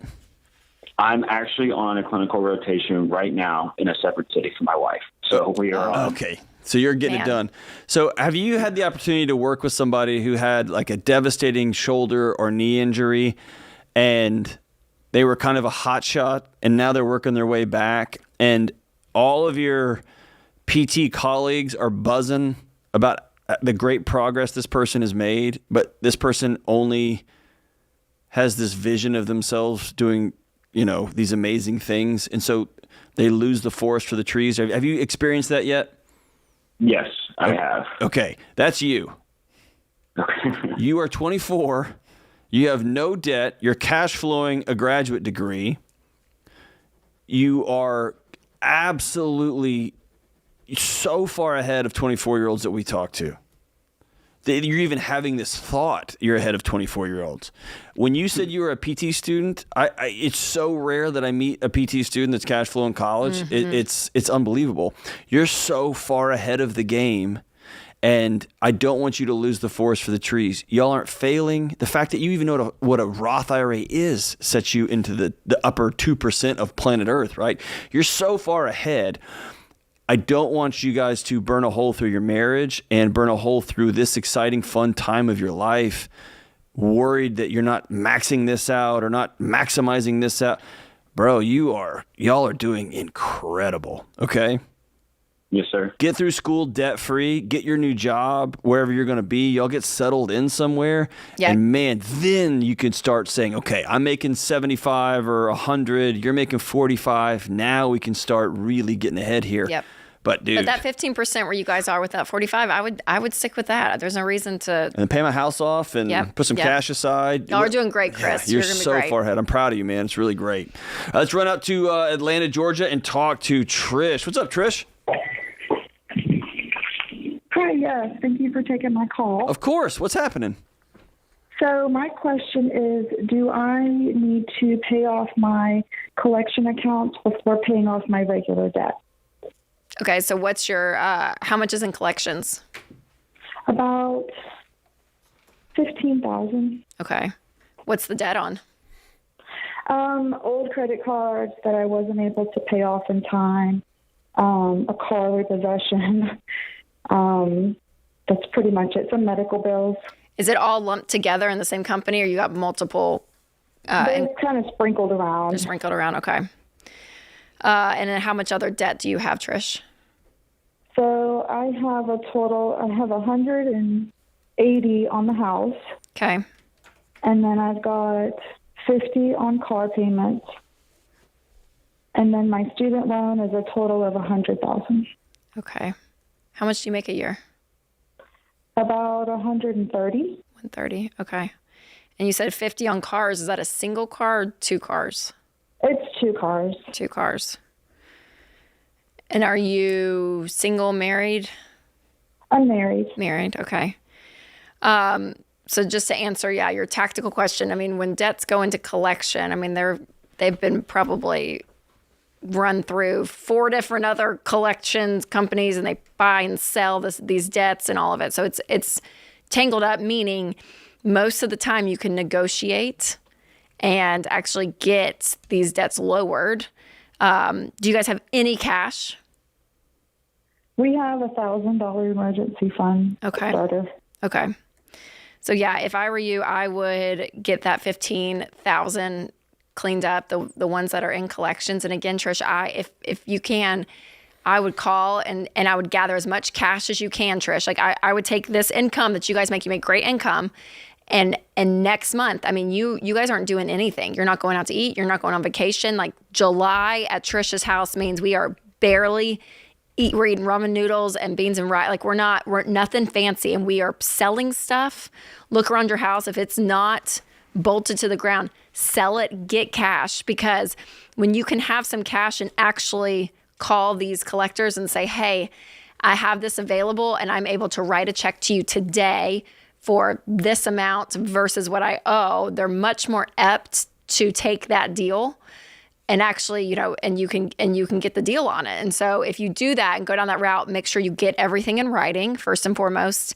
But I would make that my July, August, honestly, is calling all these collectors and just talking to them and saying, okay, what would you guys take? I have this amount. It's not a lot here. Would you settle to get this 15 down? But I would work on that. And then what's the difference in the cars? 50 is total. What's on each car? I've got about 35 on one and then 15 on the other. Okay. What's that $35,000 car worth? Maybe 20. Wow. Okay. So you're way upside down on that thing. Yep.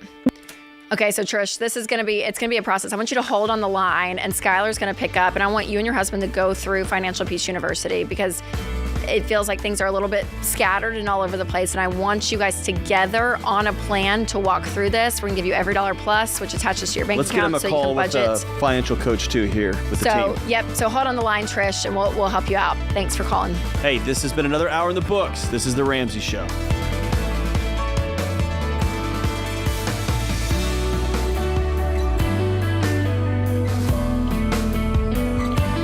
Hey, it's Rachel Cruz. If you love the show and want a deeper dive on your money journey, we have a weekly newsletter that gives you trending and helpful articles and tips on following the Ramsey way. Just go to RamseySolutions.com today to sign up for our newsletter. Again, that's RamseySolutions.com to sign up for our weekly newsletter.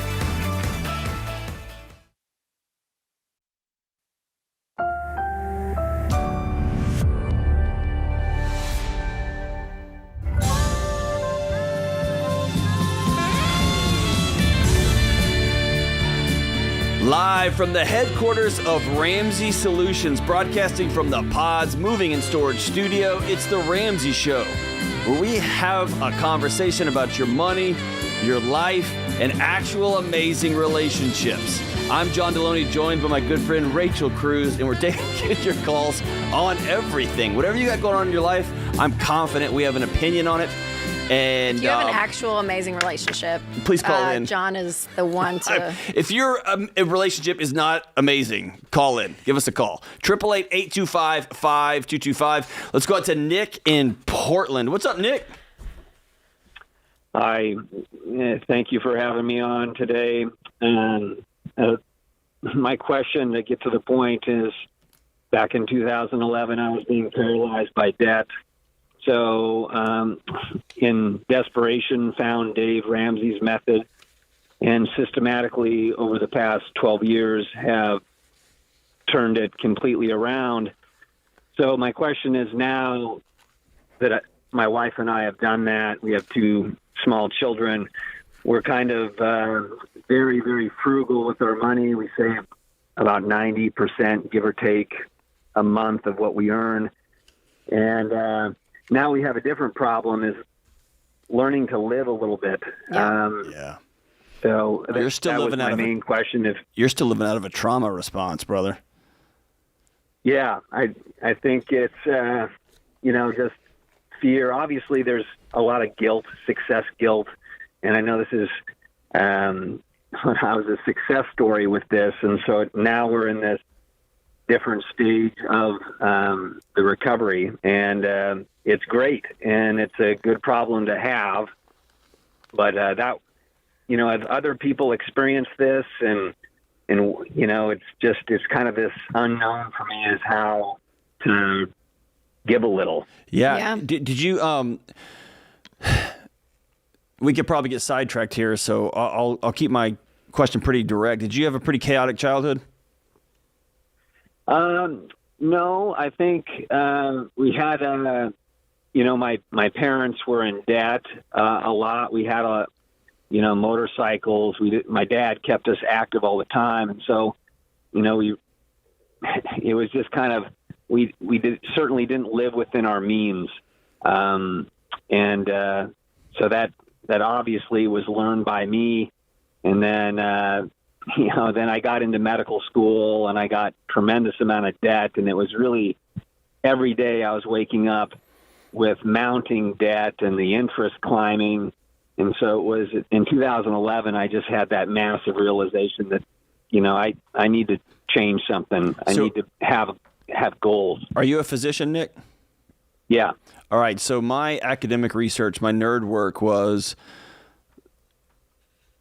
simply put, I studied people who other people in the community go to for help and care. Okay. I studied the mental health of attorneys and medical personnel and pastors, folks that other people go to. And what I would tell you is, yeah, you had a big debt issue, but my guess is you have a broader issue, because and you know this pathologically speaking, and I want to not get too nerdy for our audience here, but if you've got a body responding to trauma, if you've got a body that is living in an anxious ecosystem, the moment you knock off anxiety 1, your brain just moves on to anxiety 2 and to 3. So your body was telling you, probably, we owe a lot of money, we haven't slept in a long time, I'm suddenly being in charge of keeping people alive or well, I'm trying to navigate a family, I'm trying to navigate a crazy political ecosystem, all those things happening all at the same time.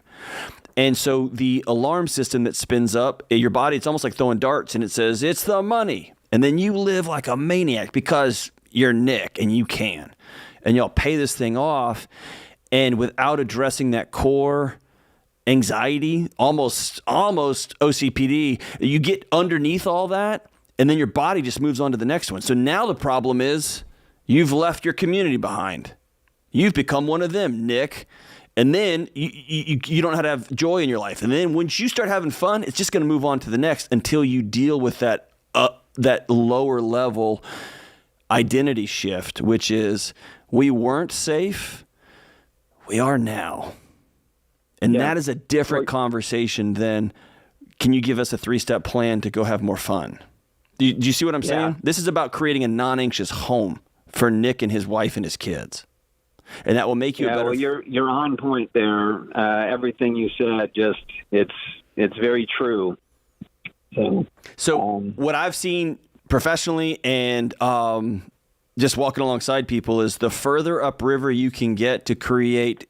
Here's the fun exercise. You and your wife go out for a half-day retreat, and y'all get to do something that probably never happened in either of your homes, which is y'all get to plan and dream about the future. Y'all crossed this finish line, you survived, you paid off all your debt, you got everything right-sized in your home, and now y'all are playing pickleball for the first time. You've never played this game. You don't know the rules. And so y'all have to practice. Y'all got to figure this thing out. And so what kind of home, what do we want it to feel like when you walk home, honey? Here's what I want to feel like when I walk in the front door. How can we create this home that is warm or that is funny or that is joyful? And we're going to reverse engineer that and begin to come up with this home, this non-anxious life. She might look at you like my wife did me and say, I want you to stop working so much. Or I want you to love us at least as much as your clients or patients or the folks that you are coaching. And that was hard for me. And I asked her, like, here's what I need and here's what I want. And we addressed that stuff. And dude, I'm telling you, the anxiety alarms, they melted along the way. And having joy and having fun and creating a date night and making, okay, we're going to have to spend X amount of dollars because 90% is mathematically insane. So let's back it down to 70 and we are going to practice spending this 20%. We're going to go on a date and we're going to buy a real nice meal.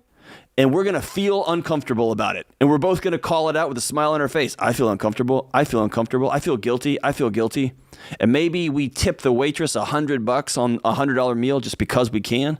But we're going to begin to feel that and own it and metabolize it so that we can transition to this new identity, which is a couple that's not running for our lives and a couple that's not anxious all the time, but we are a couple who is living peacefully into the future. How does that sound? Wow. Man, that is awesome. It's my dream. So, well, I really appreciate your time. No, you got Thanks for calling, Nick. Yeah, I mean, here's the magic words. Go out on a retreat and create a new identity for Nick's home. Who are we, honey? Who do we want to be? Who do we get to be now? The second thing is I want you all to be highly intentional about setting a certain amount of money a month to give away. And I want you to see that gift. I want you to see the eyes light up when you give that money away. Don't just write checks and send them via email.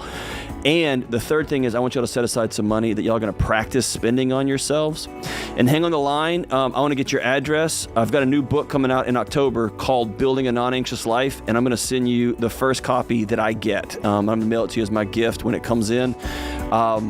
Dude, you got exciting things ahead of you, man. I'm proud of the work you're doing to change your family tree, my brother. We'll be right back.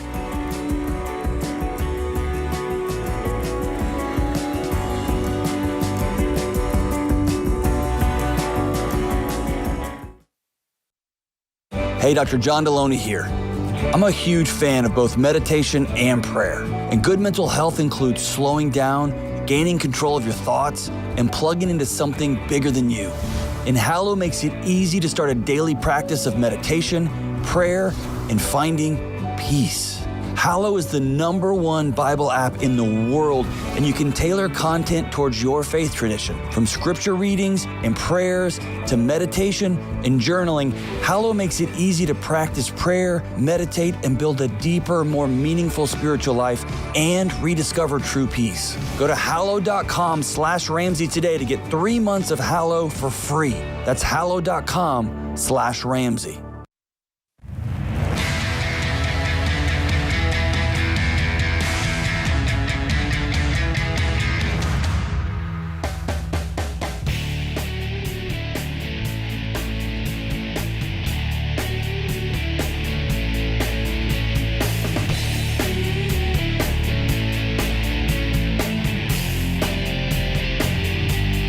Triple 888-825-5225. That's 888-825-5225. Rachel, you just finished your FPU class. I did. Yes, I am done. How'd it go? And it was great. We had a great class. It was really fun.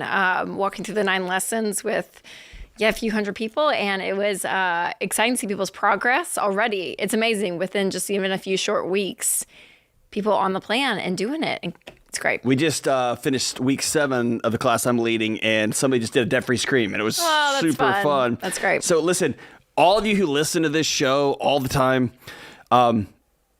you can get the bits and pieces and nuts and bolts on this show for free, and you can work it out on your own. You can absolutely do that. But what we've learned over time is that doing this together with a group having some accountability, people to walk alongside you, people to call or text and ask questions, having a guide that leads you through this thing, Yoda style, it adds so much value, and more importantly, you're more likely to stick with it. And there's something about being around a group of people that you know are going to ask you, how's your budget? How's things going? How's this? How's that? So listen, a proven way to change your behavior with money is taking a Financial Peace University class. It's the difference of, like, you've tried to get in shape your whole life, and for many of you, that's hard. Me too. It's much easier when I pay somebody that is going to hold me accountable, and I go get a trainer, and we figure this thing out together. Listen, this class has worked for millions. It's 9 weeks, and you're never going to handle money the same way again. So listen, don't just listen to the show. Join an FPU class at RamseySolutions.com/FPU. It's RamseySolutions.com/FPU. All right, let's go out to Joseph in Orlando. What's up, Joseph? Not a whole lot. How you guys doing today? Good. What's up? Well, just I'll try to keep the question as brief as I can. I was instructed to do so. So if let's say hypothetically I saved the amount in mutual funds to pay off my home, would you recommend that I draw out everything I have in my mutual funds to pay off my home if I save up that amount? Yes. Non-retirement mutual funds. Correct. Gotcha. No 401ks, Roth IRAs, nothing like that. But if it's just in standard growth stock mutual funds, then yes, I would concentrate putting as much cash as I could to get that home paid off, because what we find, Joseph, is not only mathematically does that just free up a mortgage and you can throw that much more back into the market and you'll build it back up really quickly, but you have paid for real estate. There's no risk in your life. And John, you talk about this a lot, but when you don't have debt, even a mortgage, it's like there's no risk. There's nobody that I owe. It's like this true autonomy that you're living this life that is all yours, that you have no payments. So there's something powerful in that. So if I had the amount of money to pay off my house in non-retirement, I would. I would do it today. What's your hang up, man? Oh, well, I don't have it saved up. I was just kind of planning for the future. I can give a little bit of my background if you'd like. Sure. So my wife and I, we make a combined $200,000 a year. We don't have any debt except the mortgage. We have right now about $330,000 left in the mortgage. We put 15% towards retirement. And that actually leads to another question. So the 15%, we divide that up between Roth IRAs, 401k, we have the match for that, and then the mutual funds. Now, does the 15% need to go just towards the Roth IRAs and the 401k, or is the mutual funds included in that? No, just retirements. Yep. Because all of those Roth IRAs and even your 401k, all of those retirement vehicles is, you get so many tax benefits from that. So focusing your money on that 15%, and anything above that, once the house is paid off, can just go, into the market in mutual funds. Okay. Gotcha. Did you all have any follow-up questions for me? Anything I need to clarify at all? No, that's it. The thing I think it's important to reiterate is, I know folks who bought a house in 2021 and they have a 2.25% APR. I know people who have a 5 or a 4 or whatever, and they're trying to hedge this and move this around. I can't describe to you the feeling you get when your boss tells you to do something and you think to yourself, I don't have to do that. Or when an air conditioner breaks and the biggest fight in your house is who has to make that phone call, not what bill you're not going to pay. And it's hard to express it until you've experienced it, but not having a house payment and having a home, suddenly it turns the news into a cartoon, not a death sentence. It becomes so silly you quit watching it. It just changes everything in your life. So, dude, pay that house off regardless of your interest rate. Get that sucker paid off, man. All right, our question of the day is brought to you by Neighborly, your hub for home services. Don't wait till the AC or something else goes out. Neighborly helps you find local providers like Air Serve or Mr. Appliance or Dryer Vent Wizard and Mr. Handyman. Go to neighborly.com today. Today's question comes from Jennifer in North Carolina. We'd love to hear your tips on a budget Disney trip. Is it even possible? We went last year for my daughter's 5th birthday and went all out. We stayed on Disney property, went to several character restaurants and did all the things, and it cost us roughly $12,000. I want to take our other daughter for her 5th birthday in October and need to figure out how to do it cheaper. I think you and I are going to have very different answers on this. To Disney. I'm like, wow. Let me just say this, and then Rachel, you answer. When Hank was 4, my wife was teaching at a school in São Paulo, Brazil, right outside of São Paulo. So we tagged along. Hank and I had this magic trip. We picked avocados and mangoes off of trees. Toucans were flying around. We rode a donkey into the jungle. It was amazing. It's like Disney. He remembers none of it. Yes. It is not a core memory. I'm sure like romance, not romance, but like I'm sure like good time with dad. I'm sure that's in there somewhere. Not the trip. None of it. Totally. None of it. Totally. So my 5th grade birthday would be like water balloons. 5-year-old. 5-year-old. They'll tell that story at your funeral. Not the one where mom spent $12,000 and was a hypermaniac. That's just me. I know that, Rachel, you're a Disney person and I'm not. I do like Disney. And if you have the money to do it, that's what you're choosing to go on vacation knowing that they're not going to remember it. But you still go because it's fun and there's still magic at that age, then do it, right? Like that, sure, why not? If you have the money. Or pay me. I'll come to your house for $300 dressed like Goofy. And like, I don't know. So anyways, is there a cheaper way to do it? Yes, you guys went all out. Don't stay on Disney property. Get an Airbnb off property. Don't eat the food. Bring your own snacks. I mean, there's a way to like cut it, but Disney is expensive. Even just the passes. Like you can't get around some of the costs. Like it is what it is. So I love how you just said this, Rachel. Just don't stay there. Don't eat there. Don't smile there. Go to the park. Don't go to the bathroom there, and you'll have a great time. The Disney well, there's tiers of the Disney property, so you can do definitely. There's the haves and have-nots. Well, there's different ways to do it. So again, Jennifer, I don't know your situation. If you guys, I don't know, you got $2 million in a Vanguard account, you're like, what do we do? Go spend $12,000 and Listen, you're fine. The greatest parenting advice I ever heard in my life was from Jack Black, the musician comedian. Here's what he said, and it has changed my parenting. All the graduate classes I ever took, it's Jack Black. And here's the advice. Don't ever try to make a happy kid happier. Because you're going to see your kid sitting outside in some mud with a stick, and you're going to think, not my kid. And then 3 hours later, you're going to have a kid that's overscreened, full of sugar, full of plastic broken toys and Legos in their hair and in their ears and all over whatever. And the kid was loving life in a puddle of mud with a stick. Totally. Yeah. I mean, this is not about buying their happiness. That's exactly what this is. No, you can go on a Disney vacation and have a level of like sanity about yourself. Agree to disagree. Agree to disagree.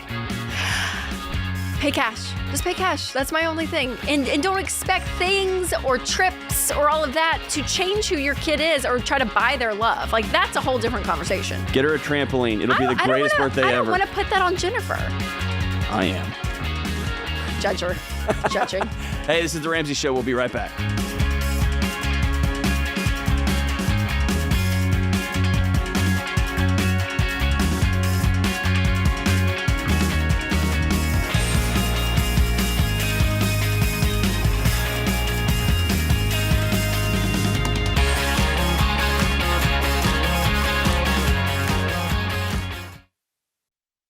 Hey folks, you know that sinking feeling when you make an offer on a house you love and then you hear there's another offer? You need the Churchill Mortgage Home Buyer Edge. Super fast pre-approval and a secured interest rate.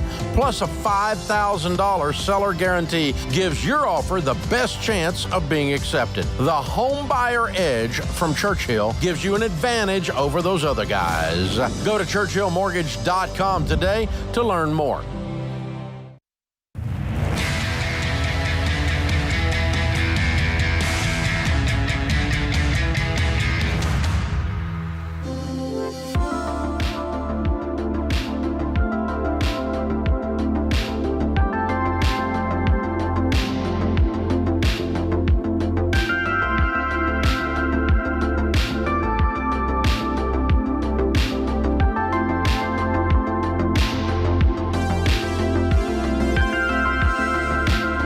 Hey, welcome back to the Ramsey Show. Hey, listen, let's clear something up real quick. If you listen to the show for like 10 seconds, you know that we hate debt, and some people just don't get that. They think you need debt and credit cards. Rachel, this gives me the hemorrhoids. They think that they have to have credit cards so that they can do everything else in life, right? Like buy a car, buy a house. None of that is true. You think you need a good credit score to buy a house? That is false. Listen, if I gave you $1 million in cash right now, that would not change your credit score, because credit score is nothing to do with how wealthy you are. It has to do with your love relationship, your ooey gooey relationship with debt. That's what a credit score is. The truth is, if you're living a debt-free lifestyle, eventually you're not going to have a credit score because you don't deal with debt. So when you're ready to buy a house, you got to find a good lender like Churchill Mortgage who can do what's called a manual underwriting.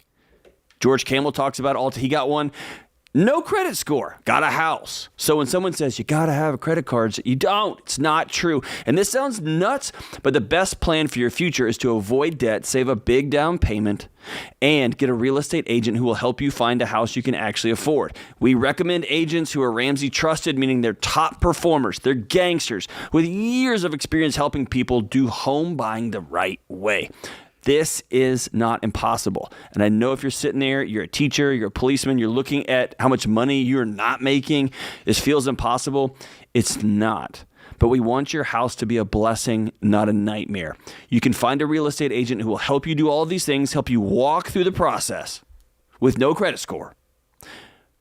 Buy the right house for you with Ramsey Solutions, like a trusted stamp on their soul. Go to RamseySolutions.com/agent. That's RamseySolutions.com/agent. All right, let's go out to Sonia in Indianapolis. What's up, Sonia? How we doing? I'm doing great. How are y'all? I mean, I can't think of a situation where we would be doing better. That's awesome. How are you? Doing great. And I have a question. All right, bring it on. I want to say thank you to the Ramsey team. You are changing lives of both myself and my son currently. We are in the early stages of baby step 2. My question revolves around purchasing a van to go live down by the river. Are you being for real? Sounds like we got Bill Shakespeare on the line. I know. Where does this idea come from? Right after the pandemic started, I did purchase a van, and I did a build-out on it, did a lot of traveling while working a desk job, and it was wonderful. And I would like to do that again and purchase another vehicle, but I felt the virtual slap from Dave when I decided that that would be step 3B versus making a down payment on a house. So I need to have some advice from you on where in 4, 5, 6 you would place this purchase, and what type of margin I should be putting against it versus investing. Okay, so I just want to clarify, though, that you will have a primary residence. This is just... No, this is the residence. This is the residence? Yeah, that was the virtual slap that I got from Dave. I did want to purchase a van before purchasing sticks and bricks, but after doing some research, I do see the value of making a home purchase. So that is now in the financial plan and goal set. So you'll do that first, and then you're asking about the van? And then I'm asking about the van. Oh, okay. What does the van get you? Like, does it get you freedom? Does it get you flexibility? What is that? Or you just like camping a lot? Well, the van, I work remote. So the van will bring me the opportunity to travel and see the country. I do have friends and family scattered all over the United States that I did frequent. It also is an opportunity for me to explore other cities. Eventually, I would like to relocate out of my geographical area. Okay. And I'd like the research behind that. So it's a recreation it's a toy, basically. Yeah. Yeah. Okay, yeah, that's great. Do you have family, Sonia? Are you married, kids? No, I'm single. I have 4 children. They're all adults. Okay, that's great. So, Rachel, stop me if I'm wrong here. Sonia, if you said for 36 months, for 3 years, I'm going to go see the country and I'm going to live this way and I'm going to do all this with cash, I wouldn't necessarily have a problem with it. Awesome. and you said, I want to move to a new town, I want to explore some cities that I might want to relocate in and live permanently. Like that, I mean, Rachel, tell me I'm wrong. That doesn't, I don't think you have to have a house and then go do that. What we don't want you to do is to look up and be 55 years old or 60 years old and you've got no equity, you've got no place, like no pun intended, to park and say, this is my home. All you have is a completely depreciated out van with 500,000 miles on it. That's what we want to avoid. Yeah. So how old are you, Sonia? I'm 50, and I had that wake-up call. Okay. I turned 50 last September, woke up and decided I don't want to have to work into retirement, and I don't have the financial footing to avoid that right now. So, And where are you at in the baby steps, did you say? What was that? Where are you at in the baby steps? Are you baby step 2 still paying off debt? I'm paying off debt. My debt-free date will be essentially Christmas this year. Oh, good. All right. Congratulations. That's awesome. Okay, so I think my goals would be, and where are you living now? I'm currently in the upper Midwest. I mean, like, are you at a home I'm or renting. you're renting? Oh, sorry. Okay, perfect. No, you're great. You're I'm great. renting. Okay, yeah. So Sonia, I think mine would be, get to Christmas, pay off that debt, look to get that emergency fund in baby step 3. And then I would look to purchase, some type of real estate. I think that will be really wise. And to have that to your name, to John's point. And again, it can be a townhome, it could be a condo. It doesn't have to be anything big and fancy, but that there's something, a place to go to that you have. And then I would be focused on retirement then after that, because I want you to be able to retire, right, and actually have money to live off of. So starting that process. And then once that's going, and again, you're 50 years old, so there can be some catch-up retirement that you can do when it gets to that point. But again, run those numbers. I want that to be a priority for you. And then at the same time, you can be saving simultaneously then for a purchase of a van, And in the meantime, Sonia, I mean, while you're not while you're getting out of debt, not emergency fund, but beyond that, I would be okay while you're saving up for a down payment to rent something for 2 weeks if you want. You know what I mean? Like you can still enjoy your life after baby step 3. But I would focus on, though, saving up a down payment, because by that time frame, you're going to be 2 years probably from now. And I want you to be able to know, kind of like you're saying, where you want to be, where you want to settle, and start looking for a home. Total sense. Does that give you peace or does that give you angst? A little of both, to be honest. Okay. After realizing where I was, and I'm just going to quote it as drinking the Kool-Aid of Dave Ramsey, I got really scared and got very serious. I took on a second job. Good for working you. About 80 hours a week. How much do you make a year, Sonia? My core job is $75K, and my side hustle is about $35,000. Wow, So good for 110. you. Yeah, good for you. So can I tell you something hard to hear? Yeah. And this is like the worst part of my job, is like the bearer of reality. Okay. My guess is, looking back, you've been through the mill, huh? You've been through it? I've been, married and divorced 3 times. Yeah. Every type of life situation has hit. So You've been through it. And you've reached a point where you have some sort of equilibrium, and for the first time possibly ever, you've got peace. And I'm going to tell you, I would wait 24 months, maybe even 36 months before I started doing a ton of traveling. I would love to see you just buckle down until you're 53 years old and make $100,000 on top of $100,000 on top of $115,000 and get some financial margin in your life before you hit the road and visit friends and travel. You've been through hell and back, and you've got to give yourself a cushion. A cushion foundation you've under you. Never had. Yeah. So I would hold off on traveling. I would start socking away money, and then you're going to be able to have a freer 55 and 60.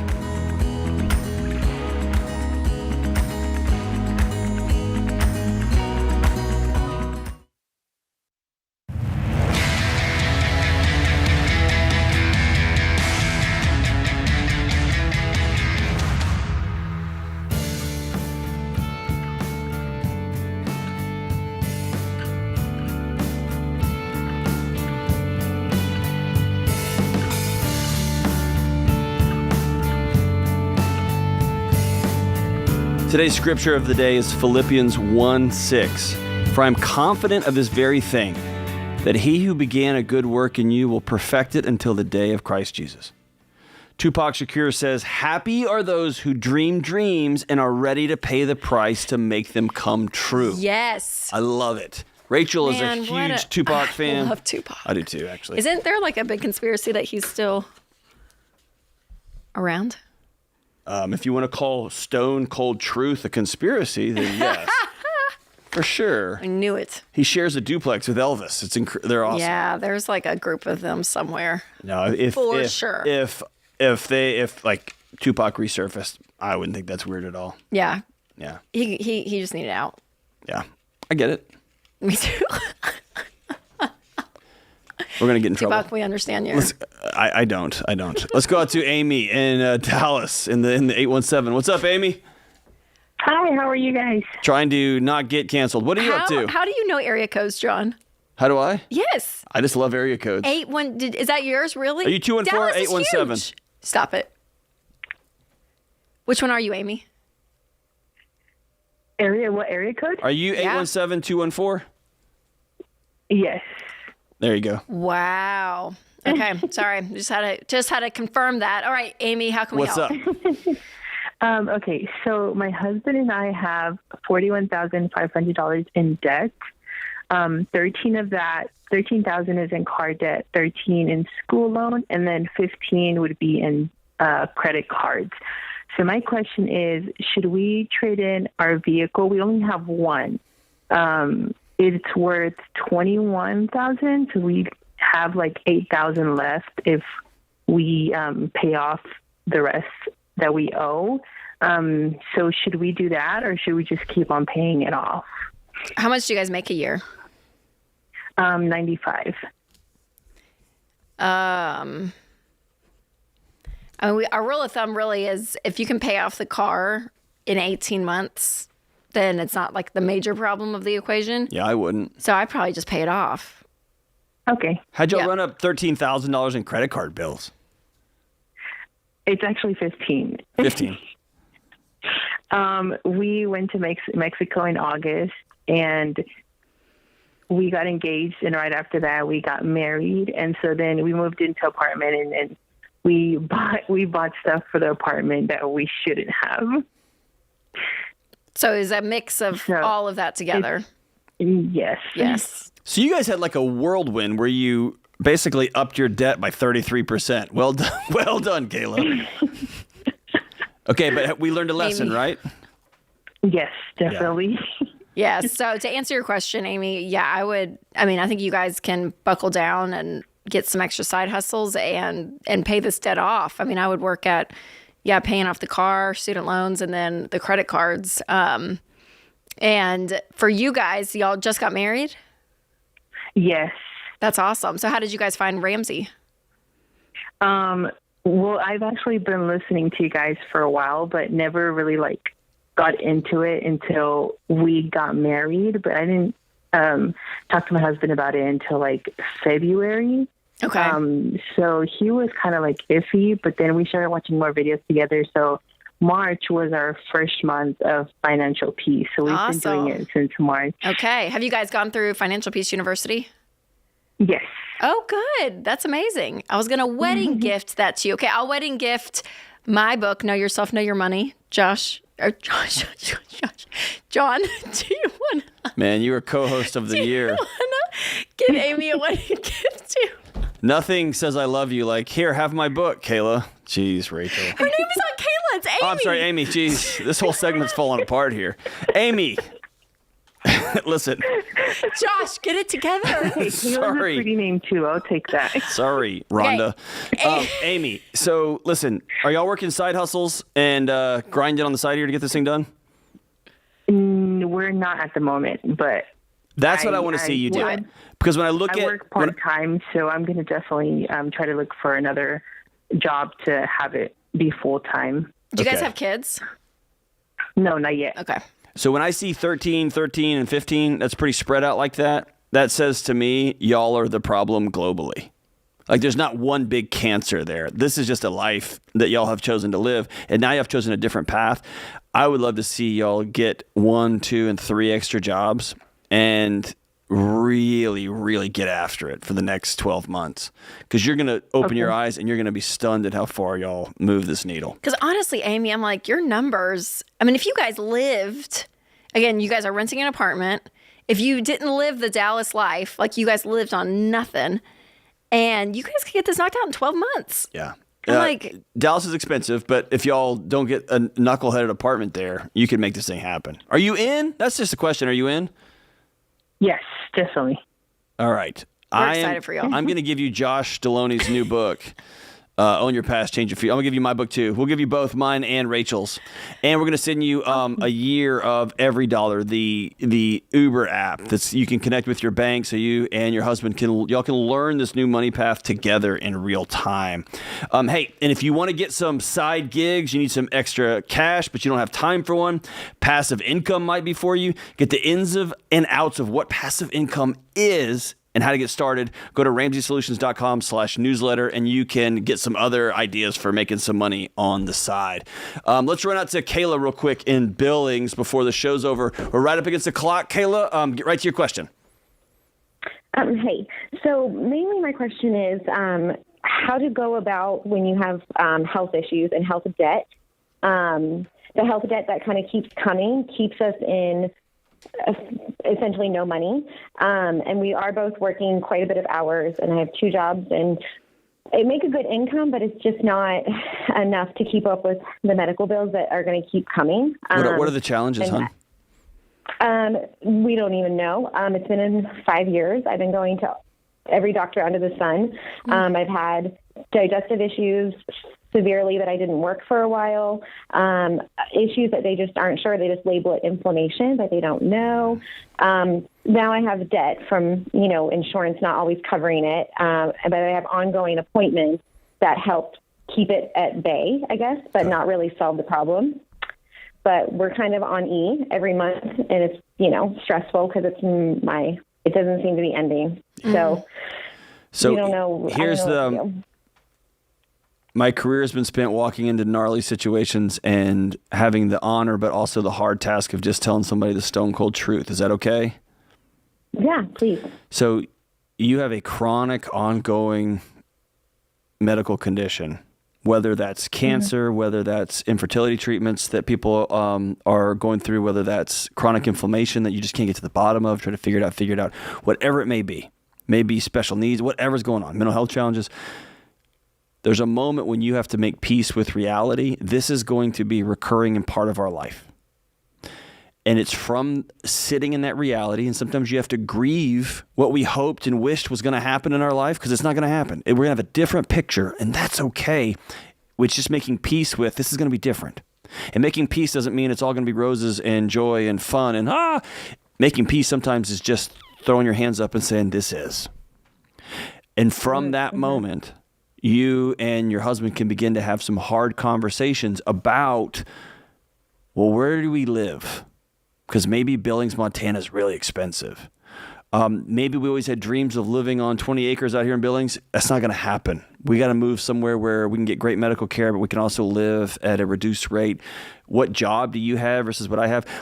Those are the only reality toggles. Those are the only switches you can toggle, right? Because the other constant is you're going to have some medical challenges, at least for the foreseeable future. None of this is fun. None of this is exciting or what we wanted to happen, but it is. And I think that's the place where you start. And maybe you and your husband land right back where you are, and we're just going to live on E for the foreseeable future. That's great. That's great. At least y'all both make peace with that. It's the constant frustration that you keep showing up on empty. That's going to drive y'all mad. So let's own where we are. Let's own this reality. And then let's begin to make a plan that's going to look different than we dreamt. But it's going to be the one that's going to give us a non-anxious life moving forward. Hey, thanks everybody for listening. Thanks you to the good folks in the booth. Thank you to Rhonda Cruz, my co-host. Josh Deloney, you're wonderful. Thank you, America. We'll see you soon right here on The Ramsey Show. Hey, it's Dr. John Deloney. If you like what you heard in this episode and want to know more about getting started on the Ramsey baby steps, go to RamseySolutions.com and click on the Get Started button. We'll help you figure out the best next step for you based on your specific situation. That's RamseySolutions.com and click Get Started.